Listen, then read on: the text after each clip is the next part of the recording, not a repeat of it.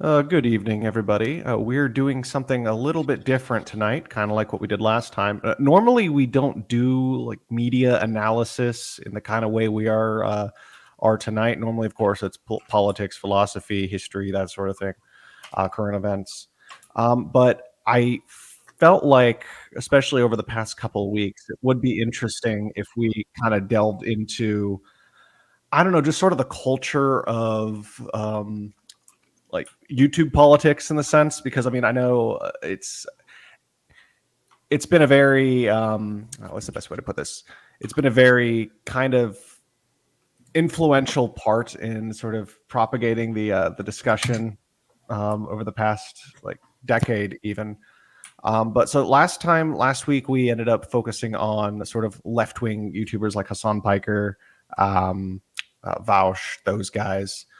And I figured we'd end up going ahead and focusing on a very different group. So I guess you could sort of consider them more right leaning in a sense, in that their content mostly appeals to right leaning people, but they're not explicitly political. And the content they make is what I like to call BoomerCon Porn, because it's just outrage bait, usually having to do with pop culture, focusing on the tiniest little things in order to get people riled up and mad where they shouldn't be. And a lot of this time, the stuff that they're calling out is stupid, but at the same time, it's pointless. And they just keep pumping out these videos one after one after one after one, and just sort of keep that discussion going. Again, it's manufactured outrage, and I'm sure you guys know what kind of creators I'm talking about here, right? Oh yeah, no, we've all heard of them, I'm sure. Yeah, like okay, what do you guys? Which ones are you? Do you guys surmise that I'm thinking of? I just want to see if we're all on the same page here. Well, the ones that come on top of my head immediately are Jeremy from the Quartering, uh, Geeks and Gamers, Short Fat Kotaku, Neurotic, those types of people. Absolutely. I mean, and so I feel like they kind of came off the heels of sort of the skeptic community back around 2014, 2015.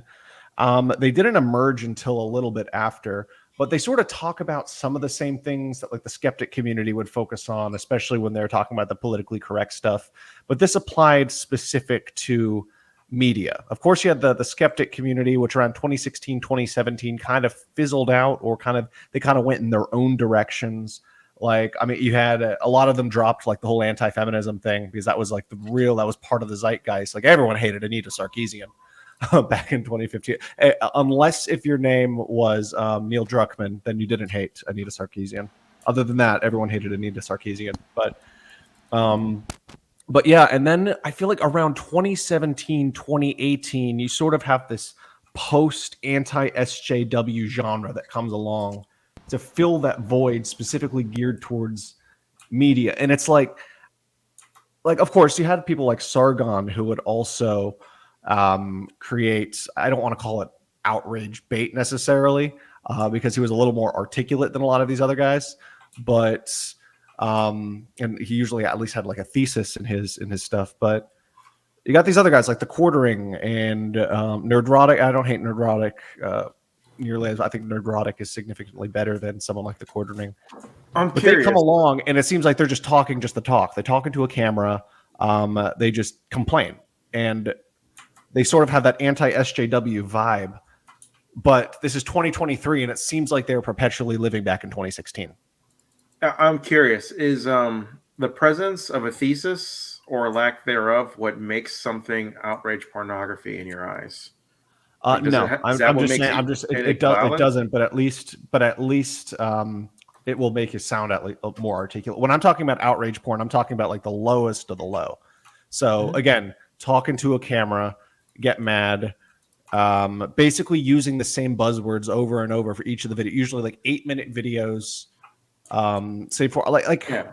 like think of like the Quartering. Like, does anybody when you think of the Quartering, can anybody remember any one specific video that he did? They're like all the same. I pretty can much. remember. That's the thing. I can remember the topics, but not any commentary or anything like that. To be fair, never really watched the quartering that much. Yeah, I was but never a that's huge something fan. I'll say. It's like I remember he got pissed off that I don't know the Ariel was black. He got pissed off like at the Barbie movie for something. But that's the thing. It's like I can remember that basic thing, but that was basically like the tweet, the Twitter headline. I don't actually remember any substance. I feel like we're getting ahead of ourselves. Can we start with defining what right-wing outrage pornography actually is? BoomerCon Porn. What does that actually look like? What ingredients need to be present for something to be BoomerCon outrage pornography?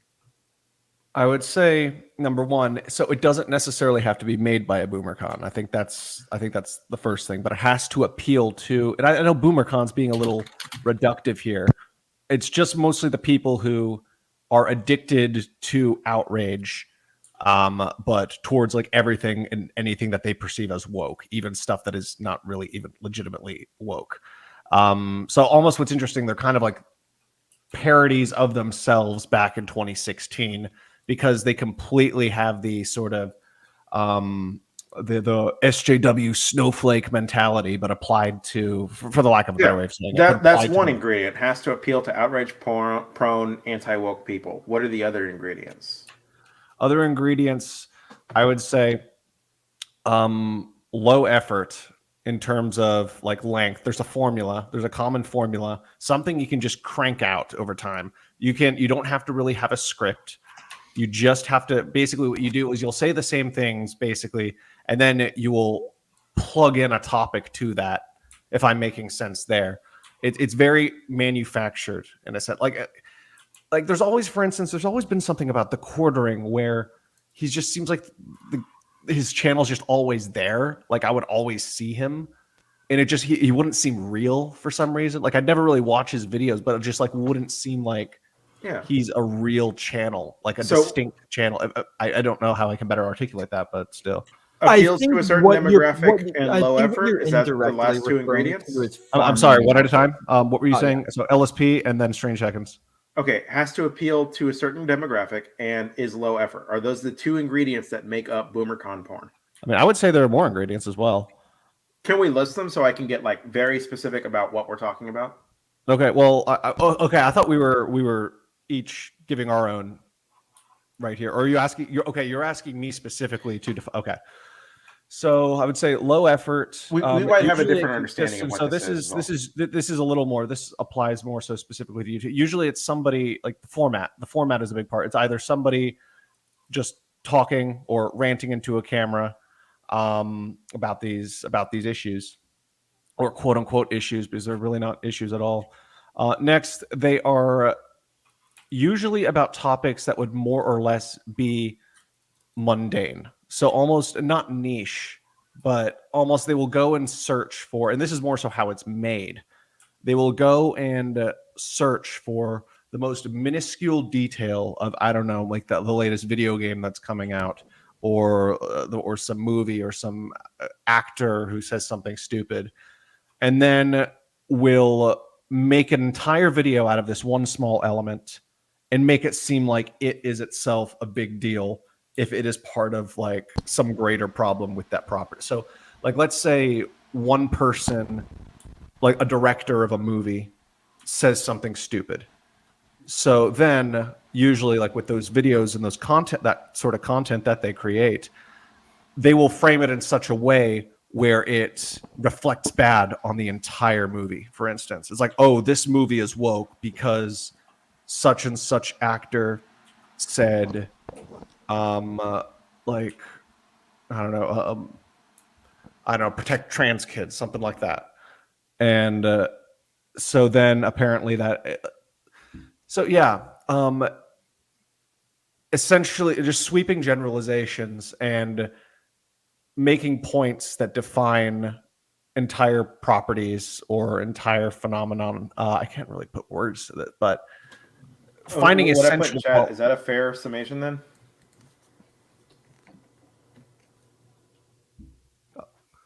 Pardon? What I put in chat then, is this a fair summation? Yes. So number one, yes, has to appeal to outrage prone anti-woke people. Number two, low effort, not requiring deeper thought. reliant on platitudes or thought-terminating glitches. Number 3, format reliant on taking or ranting about quote-unquote issues, usually topics about mundane issues, and consists of sweeping generalizations. Another one, I think that they're probably driven by the algorithm as well. So they will, and I feel like it's almost as if Twitter guides their video topics in a sense. So Yeah. like, whatever will be trending on Twitter, that is what they will go and make the video of. No, yeah, that's what I was trying to say earlier is I think a big thing is like chasing the algorithm, as in you're going off of whatever tags are trending at this moment, so you can hop on that bandwagon. Well, yeah, they did this with the Mario movie, and they did this with Captain Marvel when that was popular. They were all this crowd makes whenever something is popular, they all make a video about it, that one topic, all at the same time.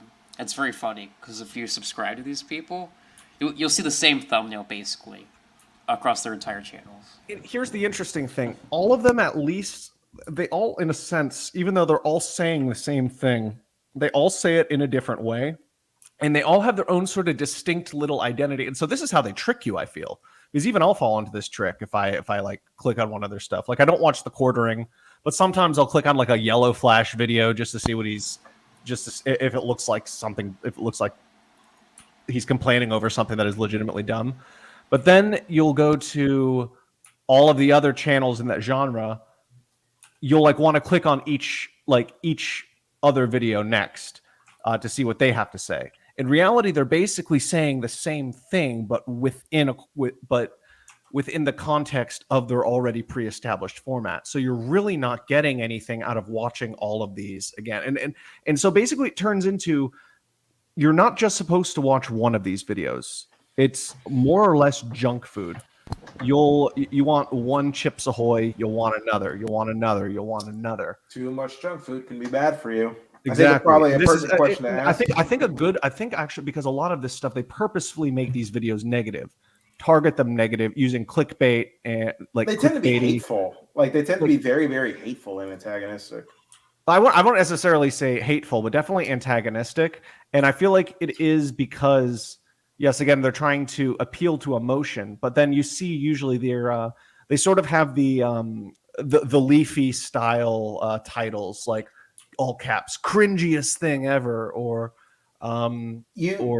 destroys so and so, and then has like a kind of a ridiculous looking thumbnail, or at least one that will catch the eye. Yeah, the reason I would posit there's an element of hatefulness attached to it is because, as you mentioned earlier, Twitter drives this, and usually whatever Twitter has to say about any given minority group who's represented in media is never good.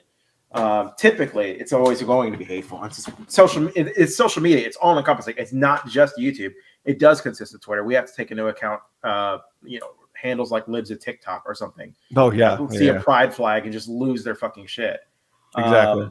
This could take on multiple forms. This phenomena of outrage pornography, and it tends to have, at least I would say, it tends to have an element of vitriol and hatefulness behind it, spite, this dehumanization of some other party. And that's probably most apparent anytime media has any kind of LGBT people in it. Sorry, go on. No, I'd say it depends. I'd say not so much. I'd say it depends. Like, I mean, it used to be, like I said, how these people are basically parodies of themselves now. So it used to be back in the day, like 10, 20 years ago, people get outraged if they see a gay character. And then about 5-6 years ago, it wouldn't be people get outraged if they see a gay character. They'll be upset if they see a flanderized gay character. And they're like, no, I just want a character. I don't want them to be defined by their sexuality, which is basically my position on it and the position of a lot of other people. But then you have these other ones who basically became parodies of those people, of the aforementioned people, who are getting triggered by every single little thing and thinking everything is woke and politically correct. And it's like, okay, yes, wokeness is definitely a thing, and it is, I would say it's not as pervasive as they think it is, but it is very pervasive in our culture. But they get outraged over these things that aren't even all that. It's like, oh my God, there is a book that says penis in it. That's outrage. Like, stuff like that. We should ask then, when it comes to like pop culture narratives presented by these pundits, does this reflect general societal attitudes? So, for example, like libs at TikTok getting so mad at like pride flags or any number of like, or the quartering bitching about a black mermaid. Does this accurately reflect where society stands on seeing a black Ariel? Like, is that an accurate representation of where society's at? So I feel like is the algorithm driving them, I feel or like the consumers quartering driving the algorithm? I feel like people like the quartering in a sense, basically almost manufacture this outrage in a sense. Like a lot of the people will hear about it and they'll just roll their eyes and then go about their day. But creators like this make you fixate on it. They will almost draw you in, and then it'll become all that you're thinking about. You're positing that without the quartering, like nobody would care about a black Ariel. I mean, I'm not saying people wouldn't care. Like, for instance, like I'd look at it and be like, care less. I'd look at it. I just roll my eyes. Oh, another unnecessary race swap. Then not think about it again. But, no, yeah, I think it's making it a bigger deal than it is, and I think that's like what I was trying to touch on earlier, where it's like maybe there's some specific edge case where you could take offense to that, but at the same time, like it's something that honestly it's a Disney movie. They're not made for you, clearly. And it's a live action remake too, like which makes it even more irrelevant. Like nobody's going to remember this movie in like 5 years. Oh yeah, it's like there was a live action Lion King remake, or it was like fancy CGI or something like that. Yeah, technically not live action. Yeah, it's technically not live action. That is true, but it's like fancy CGI. Any of y'all remember that? Yeah, unfortunately. I never saw it. The reason why they do this is to generate more outrage, more like attention to it, right? Because it generates more clicks and more money for them, right? And that's how they keep the outrage cycle going, right? So you're arguing these pundits, they deliberately drive outrage as a way of like, it's their business, right? Yes, you wouldn't argue it's the reverse, where it's like people want to consume outrage pornography. They actually really do hate the idea of they're meeting a demand that's there. I agree with there's a demand for outrage porn, and they're just providing it. Okay. There's a demand for outrage porn, but there's a demand for outrage porn. So in a sense, they go and create outrage because, of course, it gives them clicks, and they create outrage by finding things that are just kind of dumb, like. Okay, yeah, like black area. Okay, or can I bring up another example? Like somebody corrects somebody for using pronouns or something. It's like okay, like, whatever, and then makes a mountain out of a molehill, and makes it seem like it's like the world, like the West is in decline, which it is, but not for those reasons. But can I bring up a really good example of this? So when the Mario movie came out a couple months ago or whatever, this entire community was having like an Oxford-style debate about whether the Mario movie was woke for like weeks before the film came out. Why? Yes, they were literally doing this. They were having debates about whether the Mario movie was woke. That's what they were spending their time with. I think another feature clearly that the most is important issues. Yes. So yeah, I was thinking a second. So because usually like I was saying earlier, you click on one of these videos and then you want to click the next one and the next one and the next one, and they're all pretty much the same thing, but there's the illusion that they're all different. Really, at that point, it turns into, especially if we're talking about YouTube, it's basically video doom scrolling at that point. Well, yeah, and since YouTube recommends like similar content to you, right? If you watch a quartering video, you're gonna be watch like a Geeks and Gamers video. If you watch Geeks and Gamers video, you're gonna be watch like a Yellow Flash video, right? And it's just gonna go on from there, right? Yeah, exactly. But I feel like they each one stylizes their content in such a way so it might appeal to like one particular person. Like for instance, Yellow Flash and the quartering generally tend to make much shorter videos. The quartering is just boring and just kind of talks there. Yellow Flash gets overly kind of angry, and it's kind of like stupid. He's like, "Oh my god, that's so awful!" Like just saying stuff like that. Like I said, I don't hate him. I prefer him to the quartering, but he's definitely the overly angry one. It's almost like a character. And then you have Nerdrotic, who is a little more articulate than the other two, but he because I think he actually I did some research on him, his background.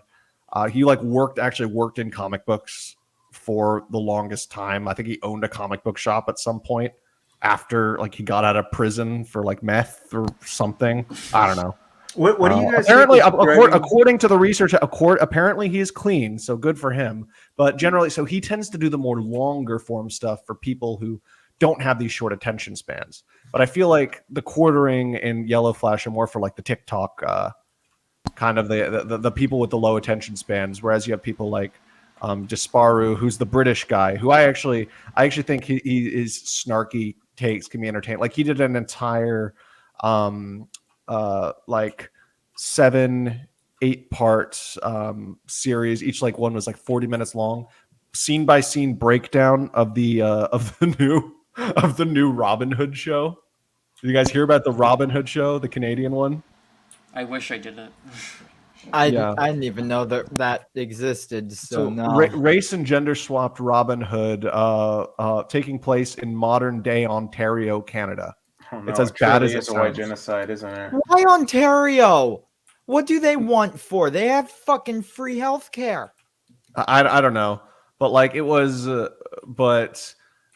So like apparently, so I watched part of it, and I'm like, I was surprised that it felt like a parody. That show felt like actually it was a parody, but apparently it was completely unironic. And I feel like we're just in a time where everything has essentially become a parody of itself. Because I'm not so sure I would say that.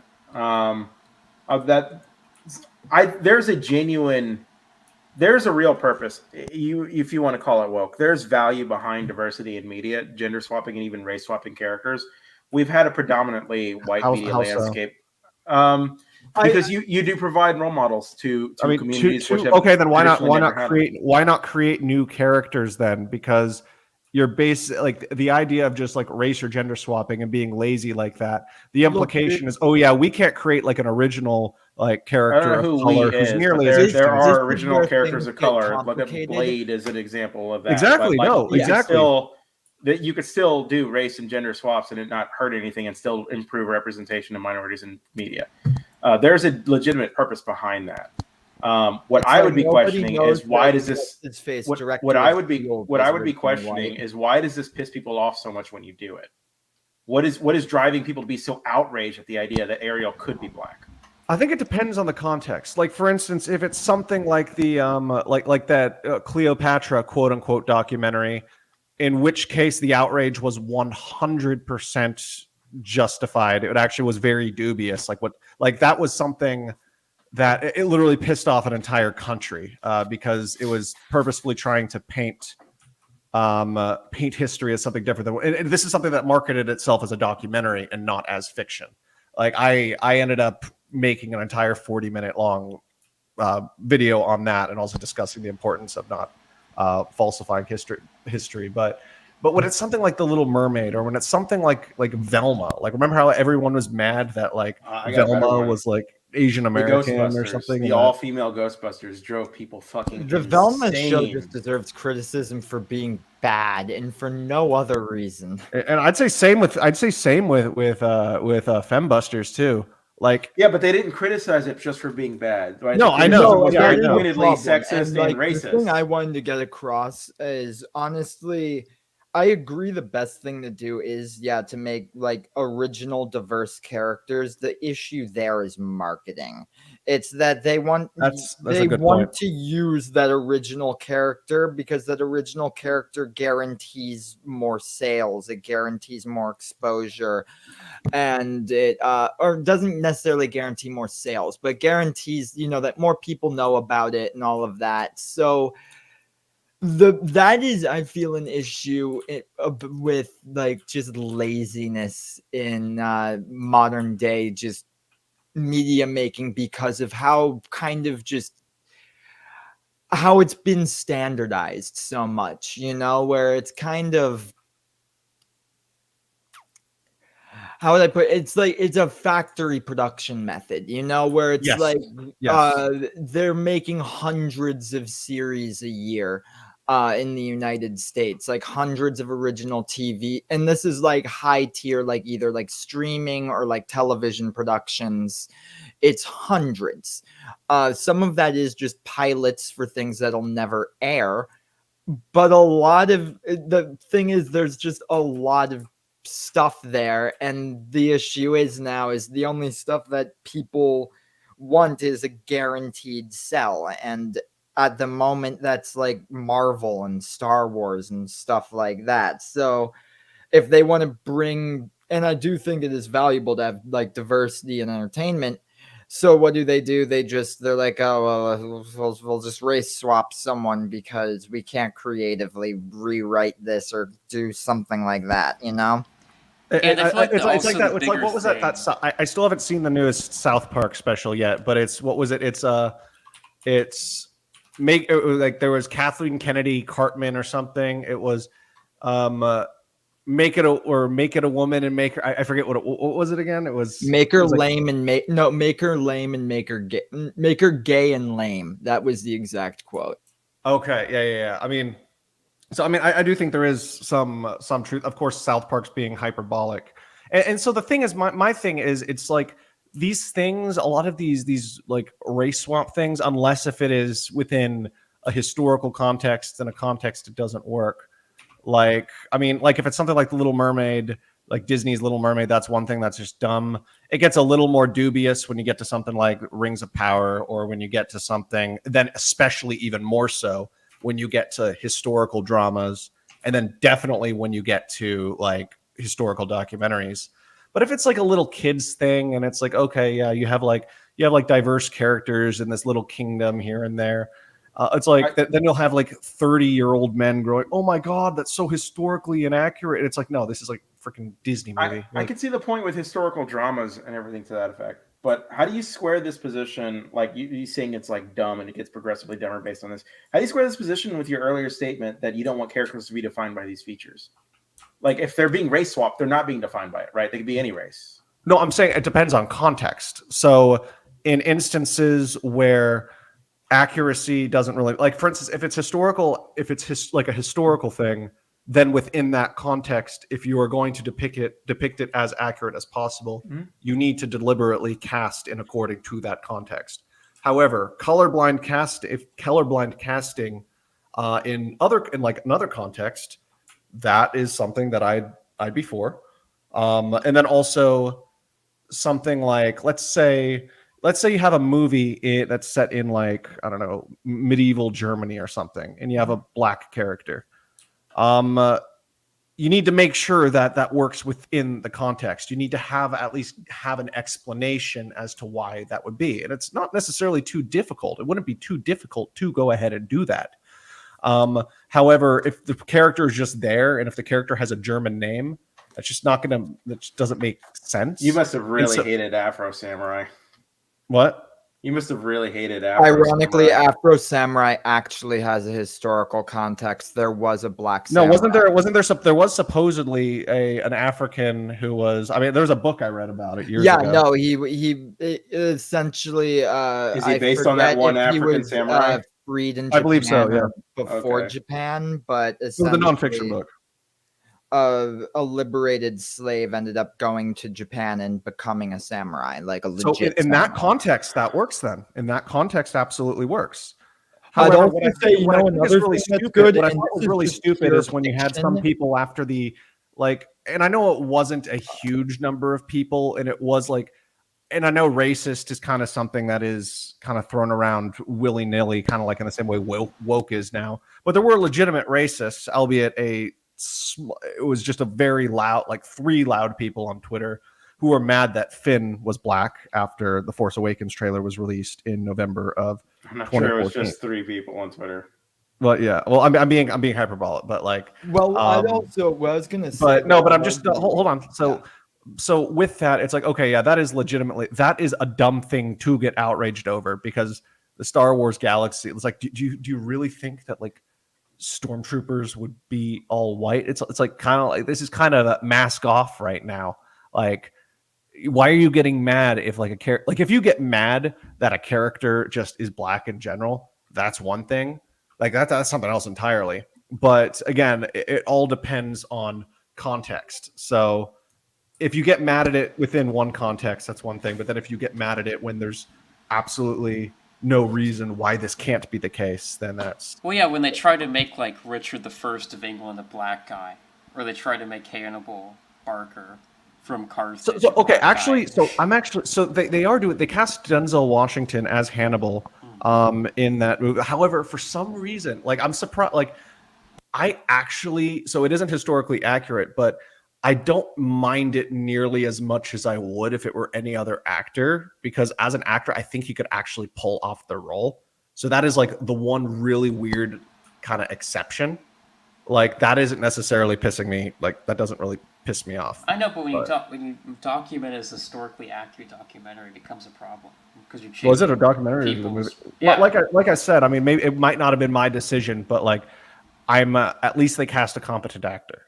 If you want And- a good example of this also with just fiction in general, I think if any of you have seen Castlevania Nocturne, I'm not. like two of the characters, like it takes place in France, and like two of the main characters are, I believe, African Caribbean, but that's the thing, it's fully explained. You under their backstory, it goes into full depth. They do a really good job with it, like and that's just pure fiction and fantasy, but it gives them a reason to be there. It's not just like, oh hey, these characters are two black Frenchmen. No, they were slaves who revolted in the Caribbean and were able to free themselves.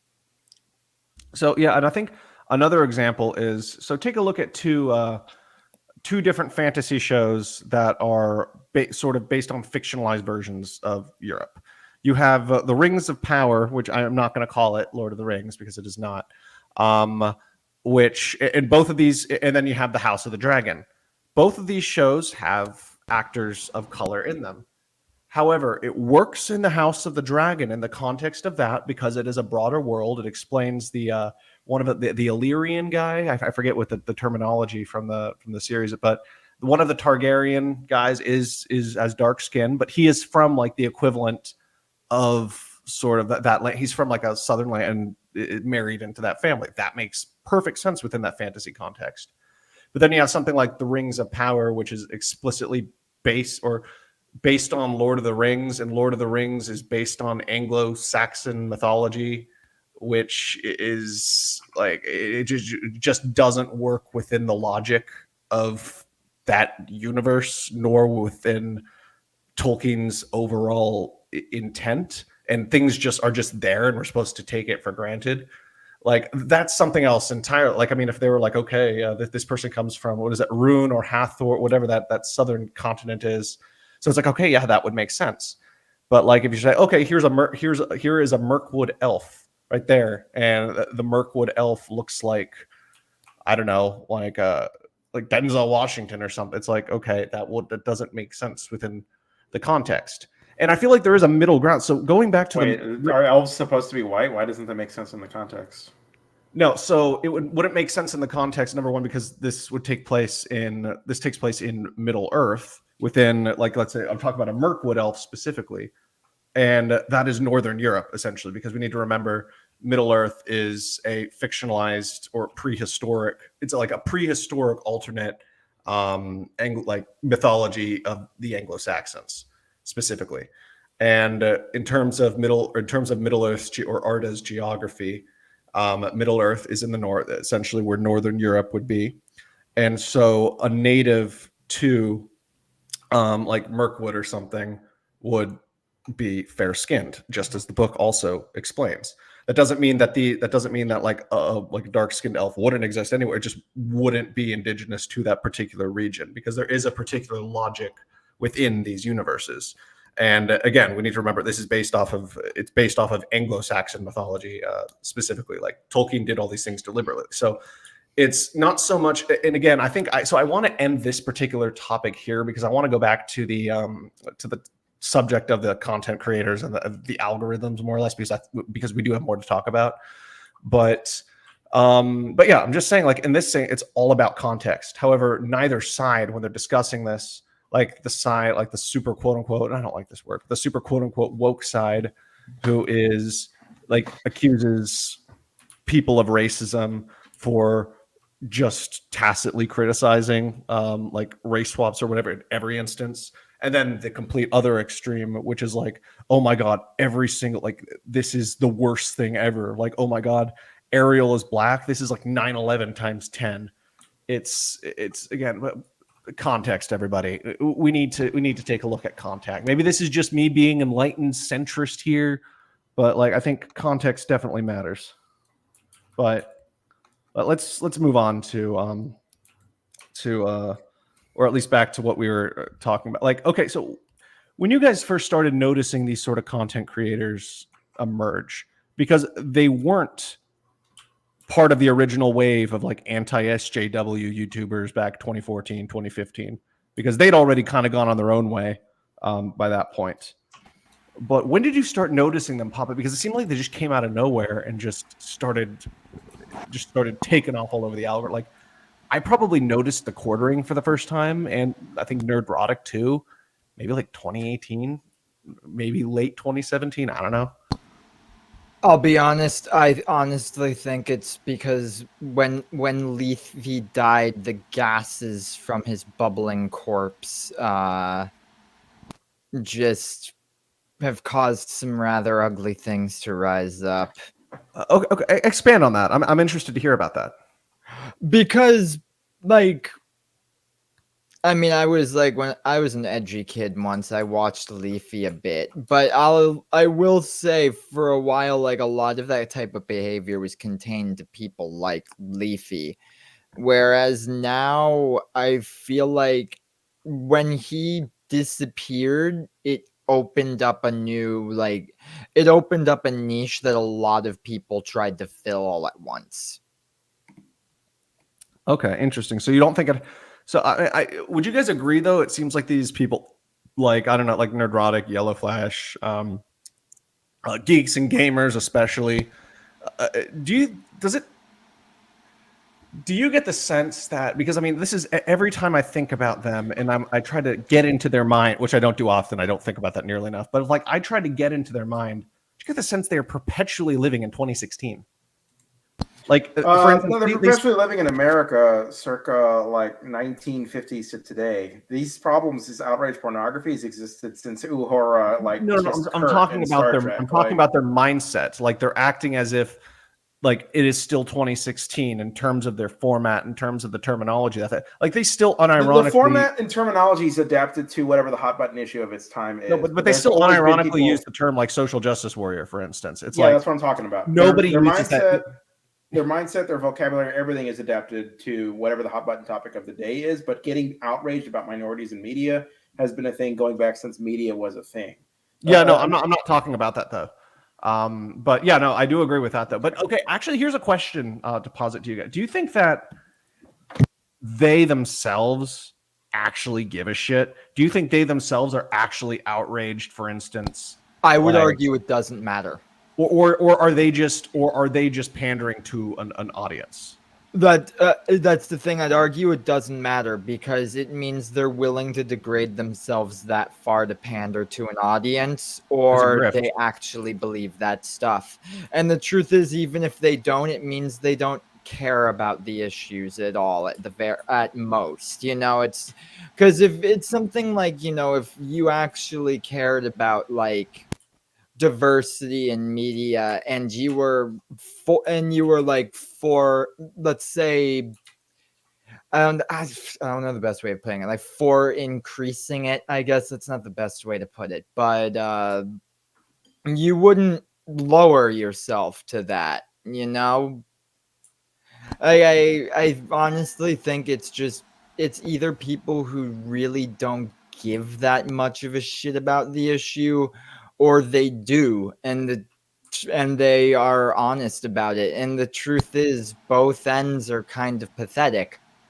One means they'll go to any length to get any kind of attention, even if it means just spouting on about things they don't believe. And the other means that they fucking care that like a fucking Disney character is like not being played by the fairest of fairest white people, you know, like either way it's kind of fucking sad. So it's especially because they're focusing so much on like children's movie. It's like first, like, okay, remember that one movie? It came out about a year ago. It was like The Strange Worlds or whatever. It was like a Disney animated movie that like completely bombed at the box office because nobody was interested in it as it was. They made such a big deal out of it, and they were like, "Oh my god!" Like the kid has a gay crush, or "Oh my god, there's a I think it was like there's a dog with 3 legs, and like they're like he's differently able." I don't know if that was even a thing, but like it was just all these things, and it's like they were saying, "Oh, look how much money this movie's losing because it's so woke." It's like, no, people just were not interested in seeing that movie. Like, I mean, it's not like that this is the Bud Light scenario or anything. No, this is just a subpar Disney movie amidst an oversaturation of like yearly That Bud Light unremarkable example is Disney probably movies. good to remark on. I think that's a pretty good reflection of where society and culture is at. That all Bud Light had to do was send some beer to a trans TikTok activist, and what ends up happening is their company goes through like 3 CEOs, and they lose billions in valuation because people are so pissed at the idea that LGBT people could exist and enjoy a beer. I guess like it. I mean, that I would be still do textbook think outrage. it was dumb pander. It was pandering, but yes, no, No, you know, here's the I thing, do I agree with you. would I be agree with you, pandering LSP, but at if the it was same an time, I need to active understand it marketing was effort, clear and but it blatant wasn't. pandering, It and was it just it was a backfired. It just passive was a terrible marketing business effort. decision. That's the issue. They literally just they did the thing they did for her for like tens, if not hundreds, of TikTokers. That's the issue. She just happened to be trans, and that Oh, she was was it? one That of the wasn't their TikTok official people who was spokesperson? picked. I They was under the weren't impression like she became going a after spokesperson. specifically LGBT people. Maybe for her specifically, they pointed that out, you know, like with marketing and stuff. But it was not targeted. It's not like they were doing an LGBT like marketing effort. They were doing a TikTok marketing effort. I mean, even if they were doing an That's interesting. I was not LGBT aware of marketing this. effort, like that might even tell you like just where the culture's at. This is a reflection of culture. The thing is, people. Oh, continue. Sorry. Yeah, just giving a beer to a trans person sends these people's panties in a twist. This tells you how society at large views trans people, and it's not positively. They don't view the LGBT movement as anything positive. They view it with such disdain and hatefulness that they almost bankrupted like Bud Light over it. It's like you up it, and I will increase that even. Like I'll go up a notch. Also, it's not just beer, it's Bud Light. That is true. It's Bud Light. It's not Youngling, or it's not like Guinness. It's not like a very fancy IPA. It's frat boy piss water / liquid estrogen. That's what it is, and that's what they're getting mad over. So, It's like- Politicrat, answering your question about these guys, I would say it's 50-50 if they actually care about the shit they're talking about. I think some of them genuinely do care, like Geeks and Gamers. Geeks and genuinely Gamers does definitely like Star cares, Wars. yeah. And the reason why I know this is because he literally said that he quit his job to go watch The Force Awakens when it came out in theaters. So I think that does show on some part these people do care about this. They don't like the direction that their franchises are going in, or the insertion of wokeness into them. However, other people just like the quartering. It's just a grift to make money. Dude, he just seems like he doesn't care. And then did he remember he started a coffee brand or something, and he was like going on, and he paid like Tim Pool and Lotus Eaters and those got like maybe Daily Wire. I don't know. I know those are all very different places on the political spectrum, but they're generally seen as like generally anti-woke. But like the quartering just randomly started having like ads show up before like the videos on that channel. I'm like, what is he doing? Like, why is he advertising a coffee brand now? Like, I mean, this is like several steps removed from Alex Jones selling like dick pills. Like, Well, at least with Alex, it's funny. Honestly, and as Alex Jones is very one entertaining. thing I can't get mad at Alex Jones because he's honestly too fucking hilarious. Like Also, that's no, there's my something hot take. very like in a weird way kind of lovable about Alex Put Jones. it this way too, like my school was 20. I was in Yeah, if middle you're not a school, and my Sandy school Hook was victim. 25 minutes away when Sandy Hook happened. So Oh like, yeah, no, his Sandy Hook shit that was very that was uncalled for. Like that like was yeah, no, and it's like I know he he's rightly got definitely not a good person. down for At the that. same time, though, he's crazy in a way that like you almost can't resist, you know. He's yeah, but I crazy in don't a think way he that should have gets been people like death banned threats. from the internet for saying. No, I do agree with that. That was a little. It was definitely Like- coordinated. And Like, like their I private. don't see where he harmed anyone by saying stuff, even if he I mean, disagreed with it. the Sandy Hook stuff. That's debatable, Defending but people does harm them, and it sent death threats their way. Like, Yeah, what do you mean? no, Like, the people Sandy saying Hook like you're a stuff liar is about your family like, dying in a shooting indirectly. is pretty fucking harmful. Like, what do you mean? indirectly. But can we all agree, at least Alex Jones, as far as conspiracy theorists go, he's very normy. Like, I mean, He's there the are- moderate. He's the most moderate He's the conspiracy most theorist. He's he's the so most moderate. What He's does really that moderate. say about where our society is? That Exactly. He's What does it say moderate. about what He's it the is? moderate person. I don't know what you're talking. He's the moderate. He's No, a dude, centrist. he thinks he thinks QAnon is crazy. Like, just imagine that he thinks that QAnon is insane, and he's like, and he actually probably has, like, he's basically like, oh, I wouldn't be surprised if it's an FBI psyop and stuff. It's like, you know what, Alex Jones, like, there might be something to that, but no, but yeah, no. So even he thinks QAnon is so. Yeah, our society's gone off the deep end, and at this point, it's like, yeah. But I also want to talk about how, like, glad that guy got I'm sorry, glad that guy got ruled against. But what's up? So in terms of the type of content that they make, wait, hold on. I have an article pulled up here. It's actually a PDF. Where is it? Talking about like sacrificing, where some creators will sacrifice, and of course this is it's the profit motive. So like, I mean, it's logical, but like those who will set out originally to be creative, to put passion into their projects, usually in a lot of ways, like, even if there is a demand for them, I mean, they won't, sometimes the stuff won't get a lot of views, or it won't make money, even though they put a lot of more work into it. And then but then the just slop, that clickbaity slop, then will get a bunch of views and end up raking in the cash.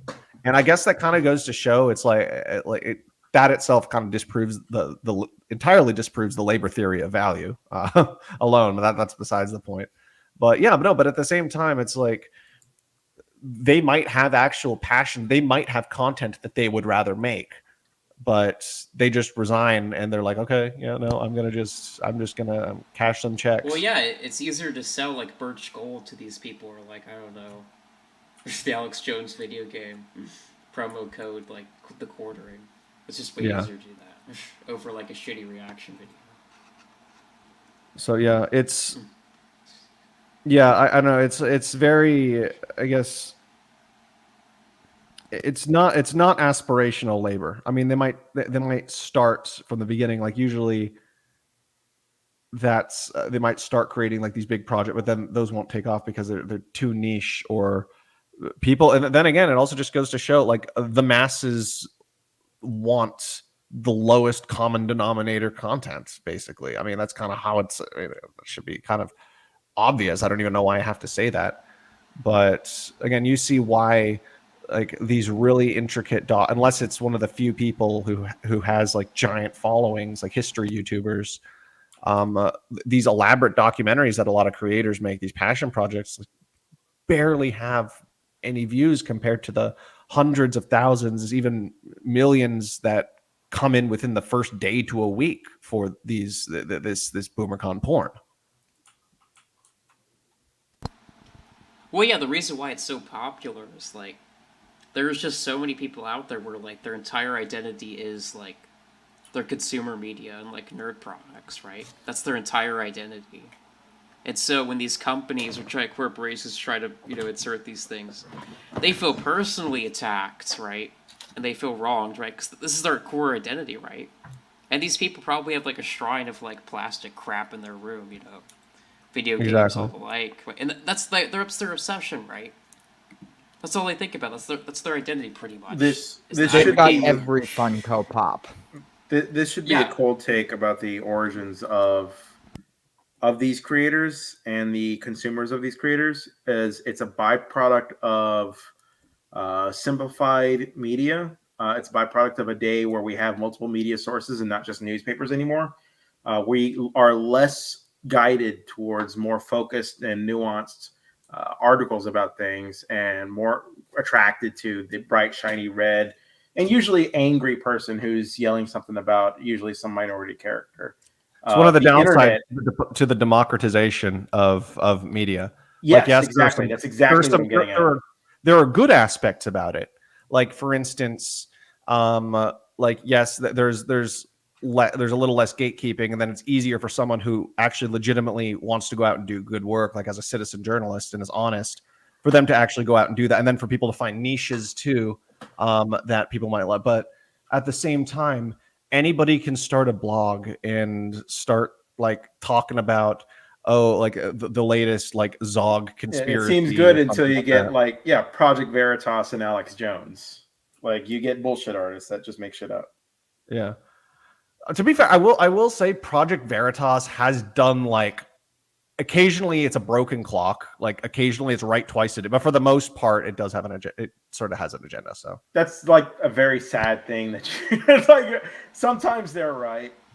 Well, doesn't all media have an agenda ultimately? Right? but Well, yes, but they have I'll actually make that's a a good point, comparison. but I will make it's very similar to the invention of the printing press, the translation of the Bible, and to all these, because at one point it sort of broke the monopoly that I guess the church had over interpretation. People were able to become literate. People were able to read and think for themselves. But then at the same time, that ultimately resulted in the Protestant Reformation, which I'm not saying that this isn't me like shitting on Protestants or anything or Protestantism, but it basically turned European society upside down on its head. You had all of these different branches of Christianity that came out with all these vastly different theological takes, and it kind of broke Europe apart in terms of spiritual unity. These nations basically like consolidated initially based upon like theological alignment or church alignment. That led to the creation of like that led to some of the worst wars of the early modern period, or just all the wars pretty much in the early modern period. To answer AE's question, like, yes, all media has a bias. In fact, all bias tends to be political, but not all biases value equal. So bias towards sensationalism is what you usually get out of right-wing media, which tends to be very devoid of facts, tends to be hyper unnuanced, right? So it tends to have like viewer viewpoints. And then you tend to have a bias towards, you can have bias to flip way. You can have a bias towards neutrality. It's something I'm very critical of CNN about. A bias towards neutrality isn't necessarily CNN's not neutral like it used to be, though. They attempt to be neutral, like to a fault. It's actually like I wouldn't call them left. I wouldn't call CNN left wing like some people do, but like it's just all around establishment. So Yeah, that's the best way. That's the best thing I could think of it, because like cable television. Like I don't know what I wouldn't call it. Like, is it as establishment as Washington Post? I'd say about that they're probably in the same place. But what I want to say is, so I think establishment just like popular. Like, what is establishment? The cable news media legacy is because they are financially incentivized to pay, no matter what the network is, to pander to their specific audience, even if that means, for example, they have to lie by omission. They purposefully don't report on certain things or downplay certain things. They overhype certain things. And it's all about pleasing the audience. And I feel like I've just come to the point where I feel like that's pretty much every content creator. And you can apply this back to these people too. It's like, how much does the audience drive them, like audience capture. I think one of the best examples of somebody who fell to audience capture, and I don't think he was really an honest actor ever to begin with, but someone like Dave Rubin, who goes from like, oh, I'm still progressive. I just don't like the regressive left. And then he goes, it's like, I'm an enlightened centrist. Then he's like, I'm a classical liberal. I believe in liberal values and I don't like the woke. And then now he's like, you know what? I'm a modern conservative. And it's like, dude, like, I mean, you just kept having his guests because you had certain guests on his show that were more popular than others. Like you had the intellectual ones who were not nearly as popular. For instance, Brian Kaplan, who I have interviewed. I actually interviewed for my channel, and that's going to be coming up within a week. Economist at George Mason University. His did not get very many views. But then you have like Stefan Molyneux, Milo Yiannopoulos. Those are the ones that really got the views, and that's what the audience really wanted. And so then the audience starts pulling them in that direction, and it continues incentivizing people to keep making more and more and more of the same stuff. So you really get to a point, it's like, who is really in charge? Who's really driving this? Is it the creator or is it the audience?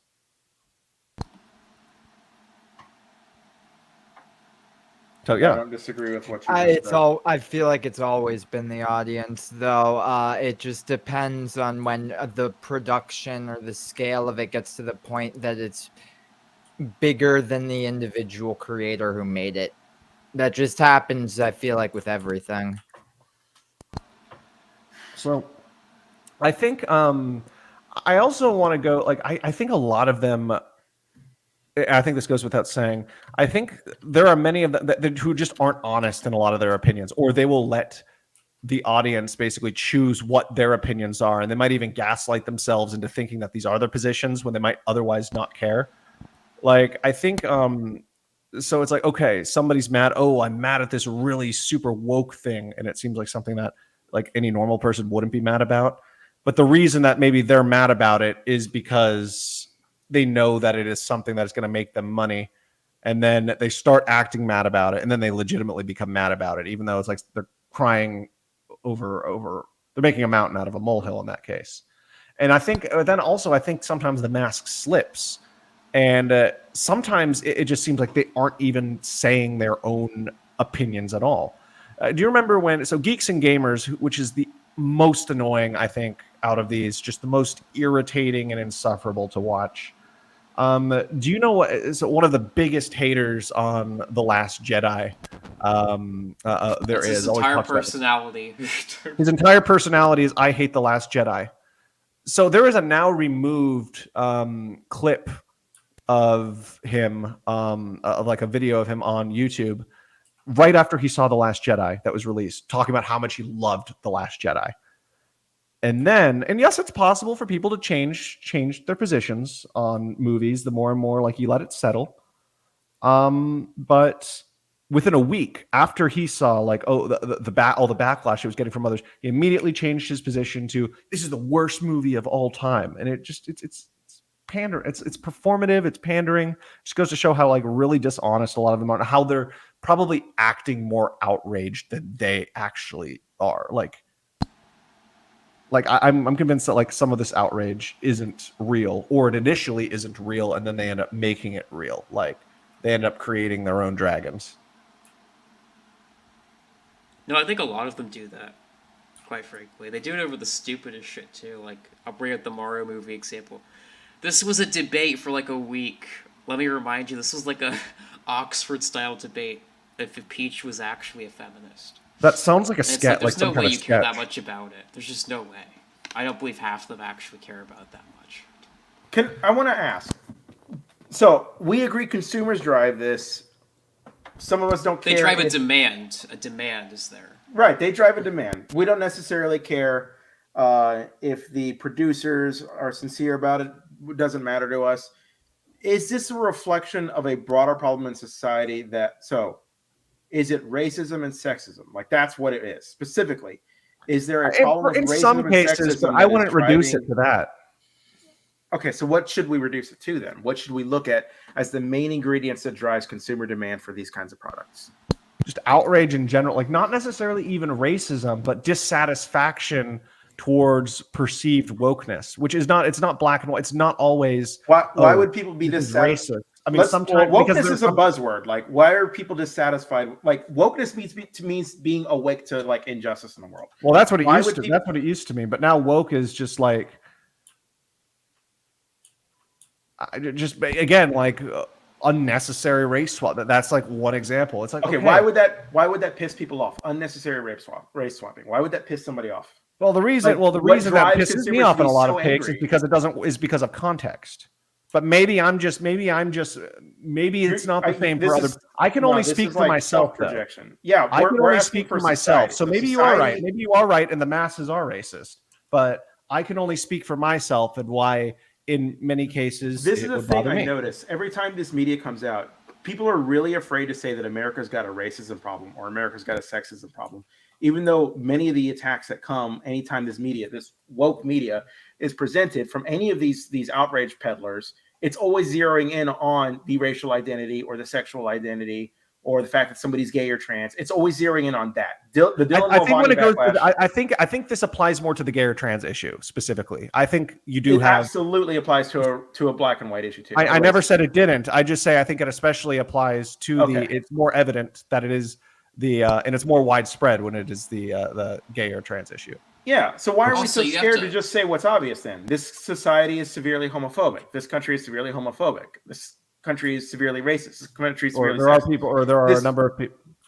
There are a number of what? Well, so here's the thing. So yes, America has a history of racism. There are a lot of racists like in the United States, just as everywhere. But what's really interesting is the fact like America is not inherently racist, and I will tell you why. Because we are one of the only countries which is obsessively calling out its own racism, which is actually aware of its own racism. Whereas you have something like China. China is so racist, there's not even a concept of racism there.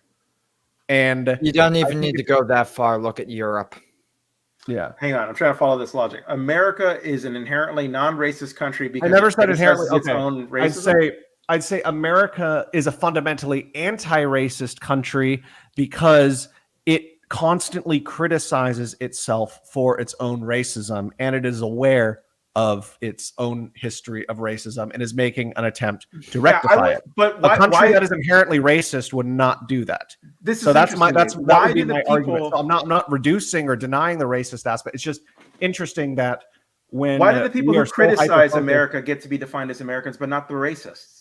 Why not the Pardon, racists can you who are repeat trying that? to the racists who are trying to define America by its whiteness are just as American as the people criticizing the racists? Like why No, I would why agree. do the racists get to be the definers of America?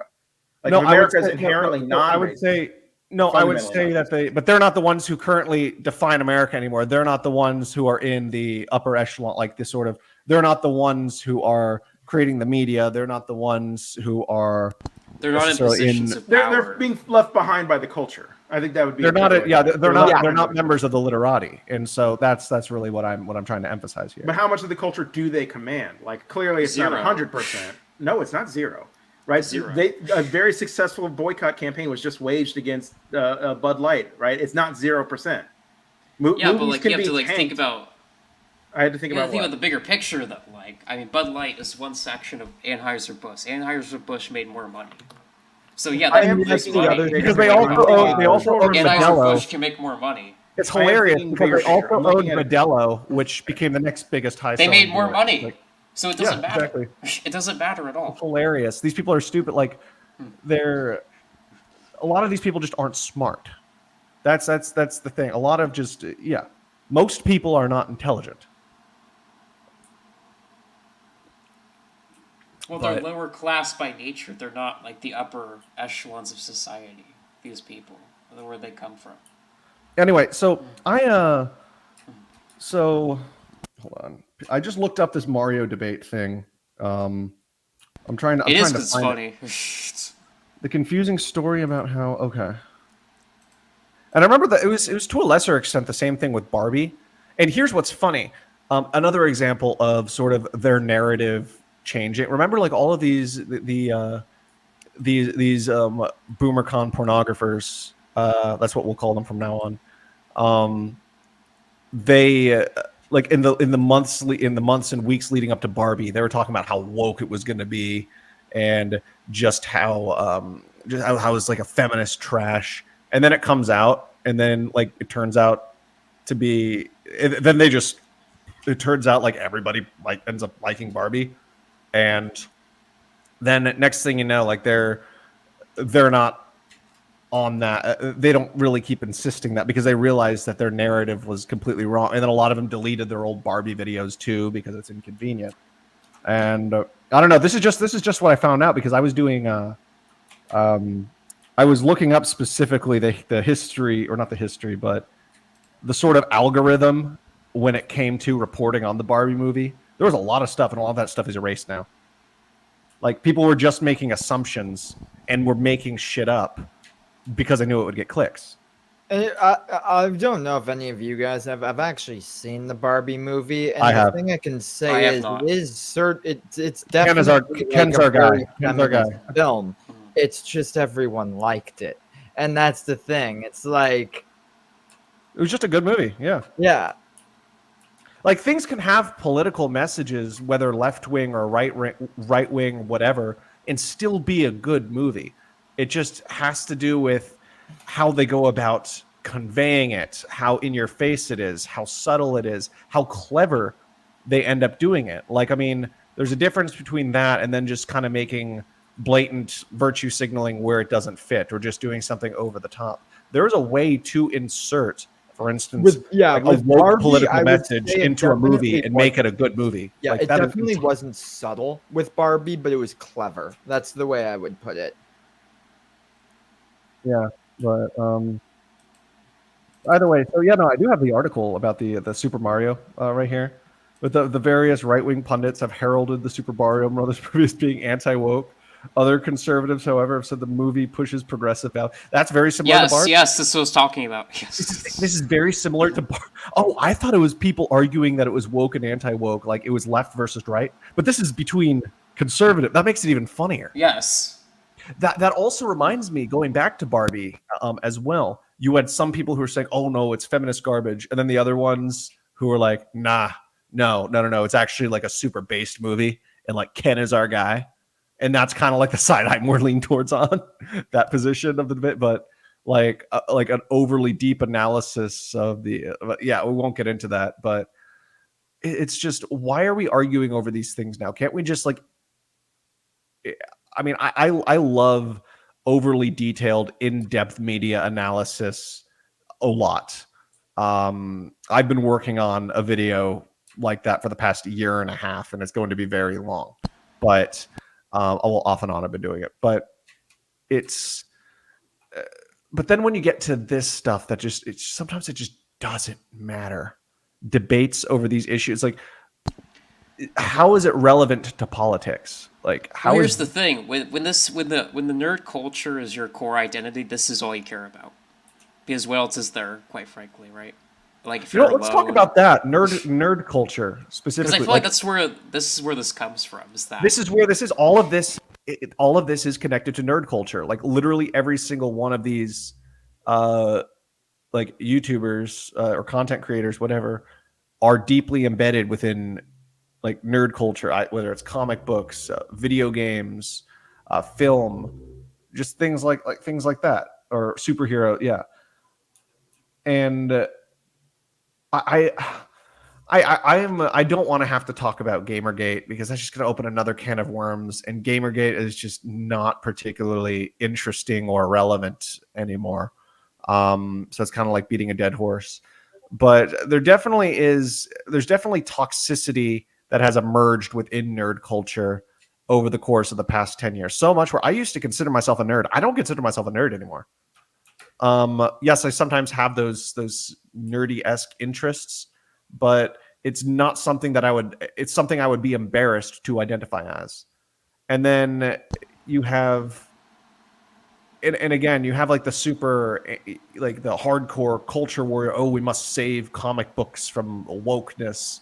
You have that crowd of nerds, just the angry, reactionary kind of nerds. Like 30-year-old alone, like has plastic crap in their house everywhere.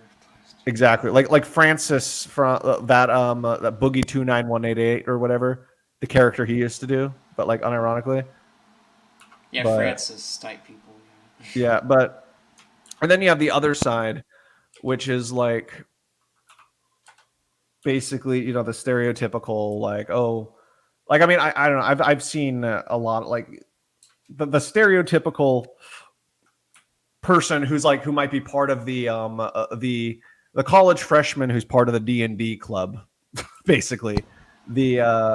I'm not even going to go into too much detail there, but yes, you have a heavy contingent of sort of like of left wing or progressive or quote unquote woke aspects of nerd culture too, basically trying to basically get rid of orcs because apparently orcs are racist now and are an analogy for black people when nobody was thinking that until they thought of that, which is kind of sus. That is absolutely not true. People have used orcs as a derogatory term to describe black people. I don't know why you're saying like the no. We're talking specifically within the context of Dungeons and Dragons here. We're talking about like no normal person is going to outright go and make that association. Like that's not what orcs were initially like invented for. People have maybe used it within that context, but that wasn't. Also, as someone who plays, but I don't want to get into a conversation about D&D. I will say one thing very brief. The orc example is a bit misleading because they didn't get rid of orcs. You can still play as an orc. You can still use orcs as enemies or as allies. The main thing they did is they made it so that they don't have a racial negative to intelligence, but they did that because they got rid of all racial bonuses in D&D. You just pick your stats now. Well, that kind of erases kind of the point about what it like the pros and cons of choosing race. It kind of makes choosing the race irrelevant. Every race has their own ability. For instance, if you play an Eladrin elf, you can teleport for free. Like that's like these are fantasy races. These are fantasy races. You put it this way.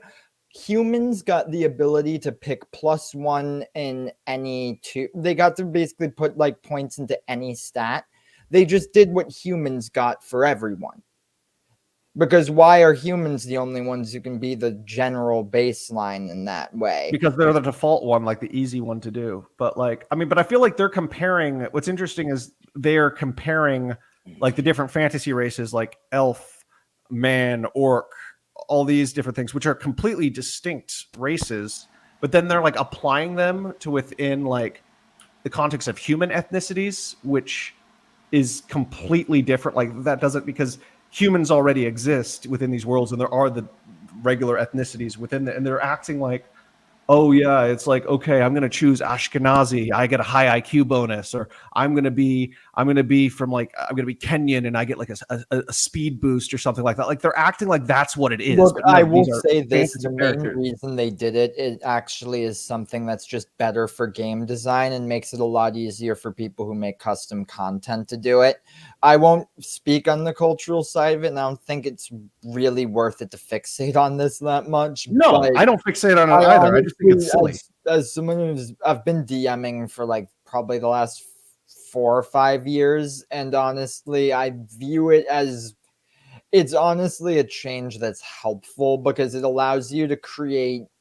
It basically makes it so you can create like characters that would be considered weird, but still in theory could work, like a gnome barbarian or like an orc wizard. Like the truth is it's D&D, and if you're the DM, you can be whatever you want, really, at the end of the day. Table. Yeah, it's like, mainly just so the game itself can. The problem with D&D is it needs to have as loose a rule set as possible. No, I 100% agree. I mean, I don't want to get off topic and go on to this, but I 100% agree. I don't like when D&D rules are too rigid. I was just kind of making a point in terms of people like comparing just with the well, this is what happens when you have no greater like reference and like this is your culture, right? This becomes your identity, right? You have no historical references. You can't distinguish as like the nuances between this stuff, right? So you immediately go to that's racist. They had ill intent right here. You just presuppose that, right, on top of something, because you have no like understanding or nuance of anything. Yeah. That becomes the issue with this stuff. And it's the same when people like say like the word woke, like woke is the new racist, basically, just in terms of like it's meaningless. Like words like fascists, like Nazi, racist, woke, SJW. It means whatever you want it to mean. Exactly. No, it's just anyone I disagree with. The definition of fascist is anybody who disagrees with me, basically. It's like, I don't know. And I mean, same with to a lesser extent with communists too, because like Republicans will call anyone like they called Barack Obama a communist. He was not a communist. Barack Obama was like a 70s. He was like a 70s Republican. Yeah, basically. He even said, if this were the 70s, I'd be a Republican. Like he even outright said that, which is funny. But yeah, no. So let's get back to. I mean, I want to go for maybe another 30, 45 minutes. Let's heavily focus on these creators. So we already talked about what drives them, what incentivizes them, what their content, what defines their content, how they almost provide unintentional synergy with each other to get crossover views, how they basically create or make these or make like woke or dumb woke stuff. They make it like way bigger than it has to be. But how would you say these content creators emerge in the first place? Not in terms of what drives them to get big or to make their content, but like where did they come from? Because it seemed like they just showed up randomly at some point or another. Like I just started seeing them. I honestly think a lot of that probably has to do with you specifically seeing them. It probably has to do with the way YouTube's been updating and optimizing their algorithm. Okay. So how I think these guys came about is in the post like Gamergate YouTube era, right? 2015. Well, this was after the post Gamergate. Like this was No. I'm saying the prelude then, though, right? Yeah. I'm saying the prelude though. So after like their rise in like popularity and things, they kind of set the trend with like reaction videos to SJWs and all that kind of stuff. Then we kind of saw the rise of alt-right 1.0 on YouTube. And they got big, and they all got like removed. And I feel like these people just kind of took in that space that was left emptied by like all these people like, you know, getting kicked off or banned or like leaving YouTube, right? So I feel like that's where they came from, is they were filling a void that was left on YouTube. That's where they came from. Yeah, they left the view like, but their content was less distinct and less interesting than somebody like, I don't know. For instance, you had like somebody like Armored Skeptic or Shoe on Head. They were always talking about this. Like they went in completely different directions now. Like all of the original quote unquote anti-SJW YouTubers did. They kind of took off and went in their own direction after the sort of the anti-feminism thing just started dying down and people just like really stopped caring about that. Like Shoe on Head went into like a total like communist direction, which is basically a communist now. Armored Skeptic started going more back to like religion and woo from the feminist stuff. And then after he broke up with Shoe on Head, he went off the deep end, and now he basically like makes videos about conspiracies, though I think it's kind of ironic. So I don't even know what's going on with him. And then you had like Chris Raygun, who wasn't even all in on the he wasn't right wing in the first place. He was not right wing in the first place. Even though Kotaku called him alt right, which was hilarious. But like no, but he just like was kind of speaking his mind and saying, and then he basically started. He was always lighthearted about these issues and was like, "Oh my god, this is so stupid. Just shut the fuck up. It's not a big deal." That was his whole thing. And then he kind of just abandoned culture war stuff altogether because it's like, yeah, no, this is bullshit. And a lot of these people, like you also had some black guy, if you guys remember, he abandoned politics altogether. Apparently PragerU offered him money to like be a spokesperson for them. And he's like, yeah, no, fuck off. Like, good decision. Good decision. Absolutely good decision, yeah.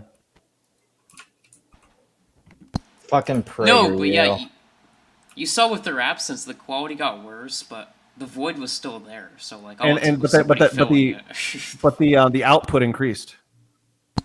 Yeah, because it was just easier, Exactly.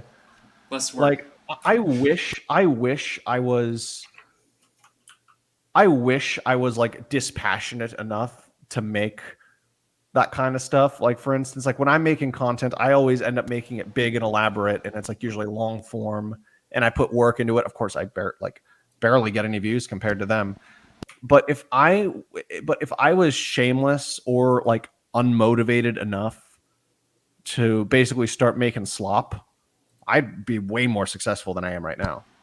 But that's not what I want to do. So it's like I put in a lot more work, than a lot of these guys who just turn on a camera and start ranting about. Well, all they do is like bitch about like their consumer product being like shittier. That's all they do all day long.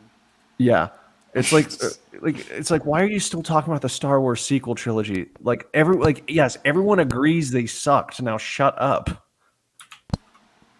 Well, they kind of like- can't. That's their stick, right? I mean, they It's can't like really shut up about it. it's basically like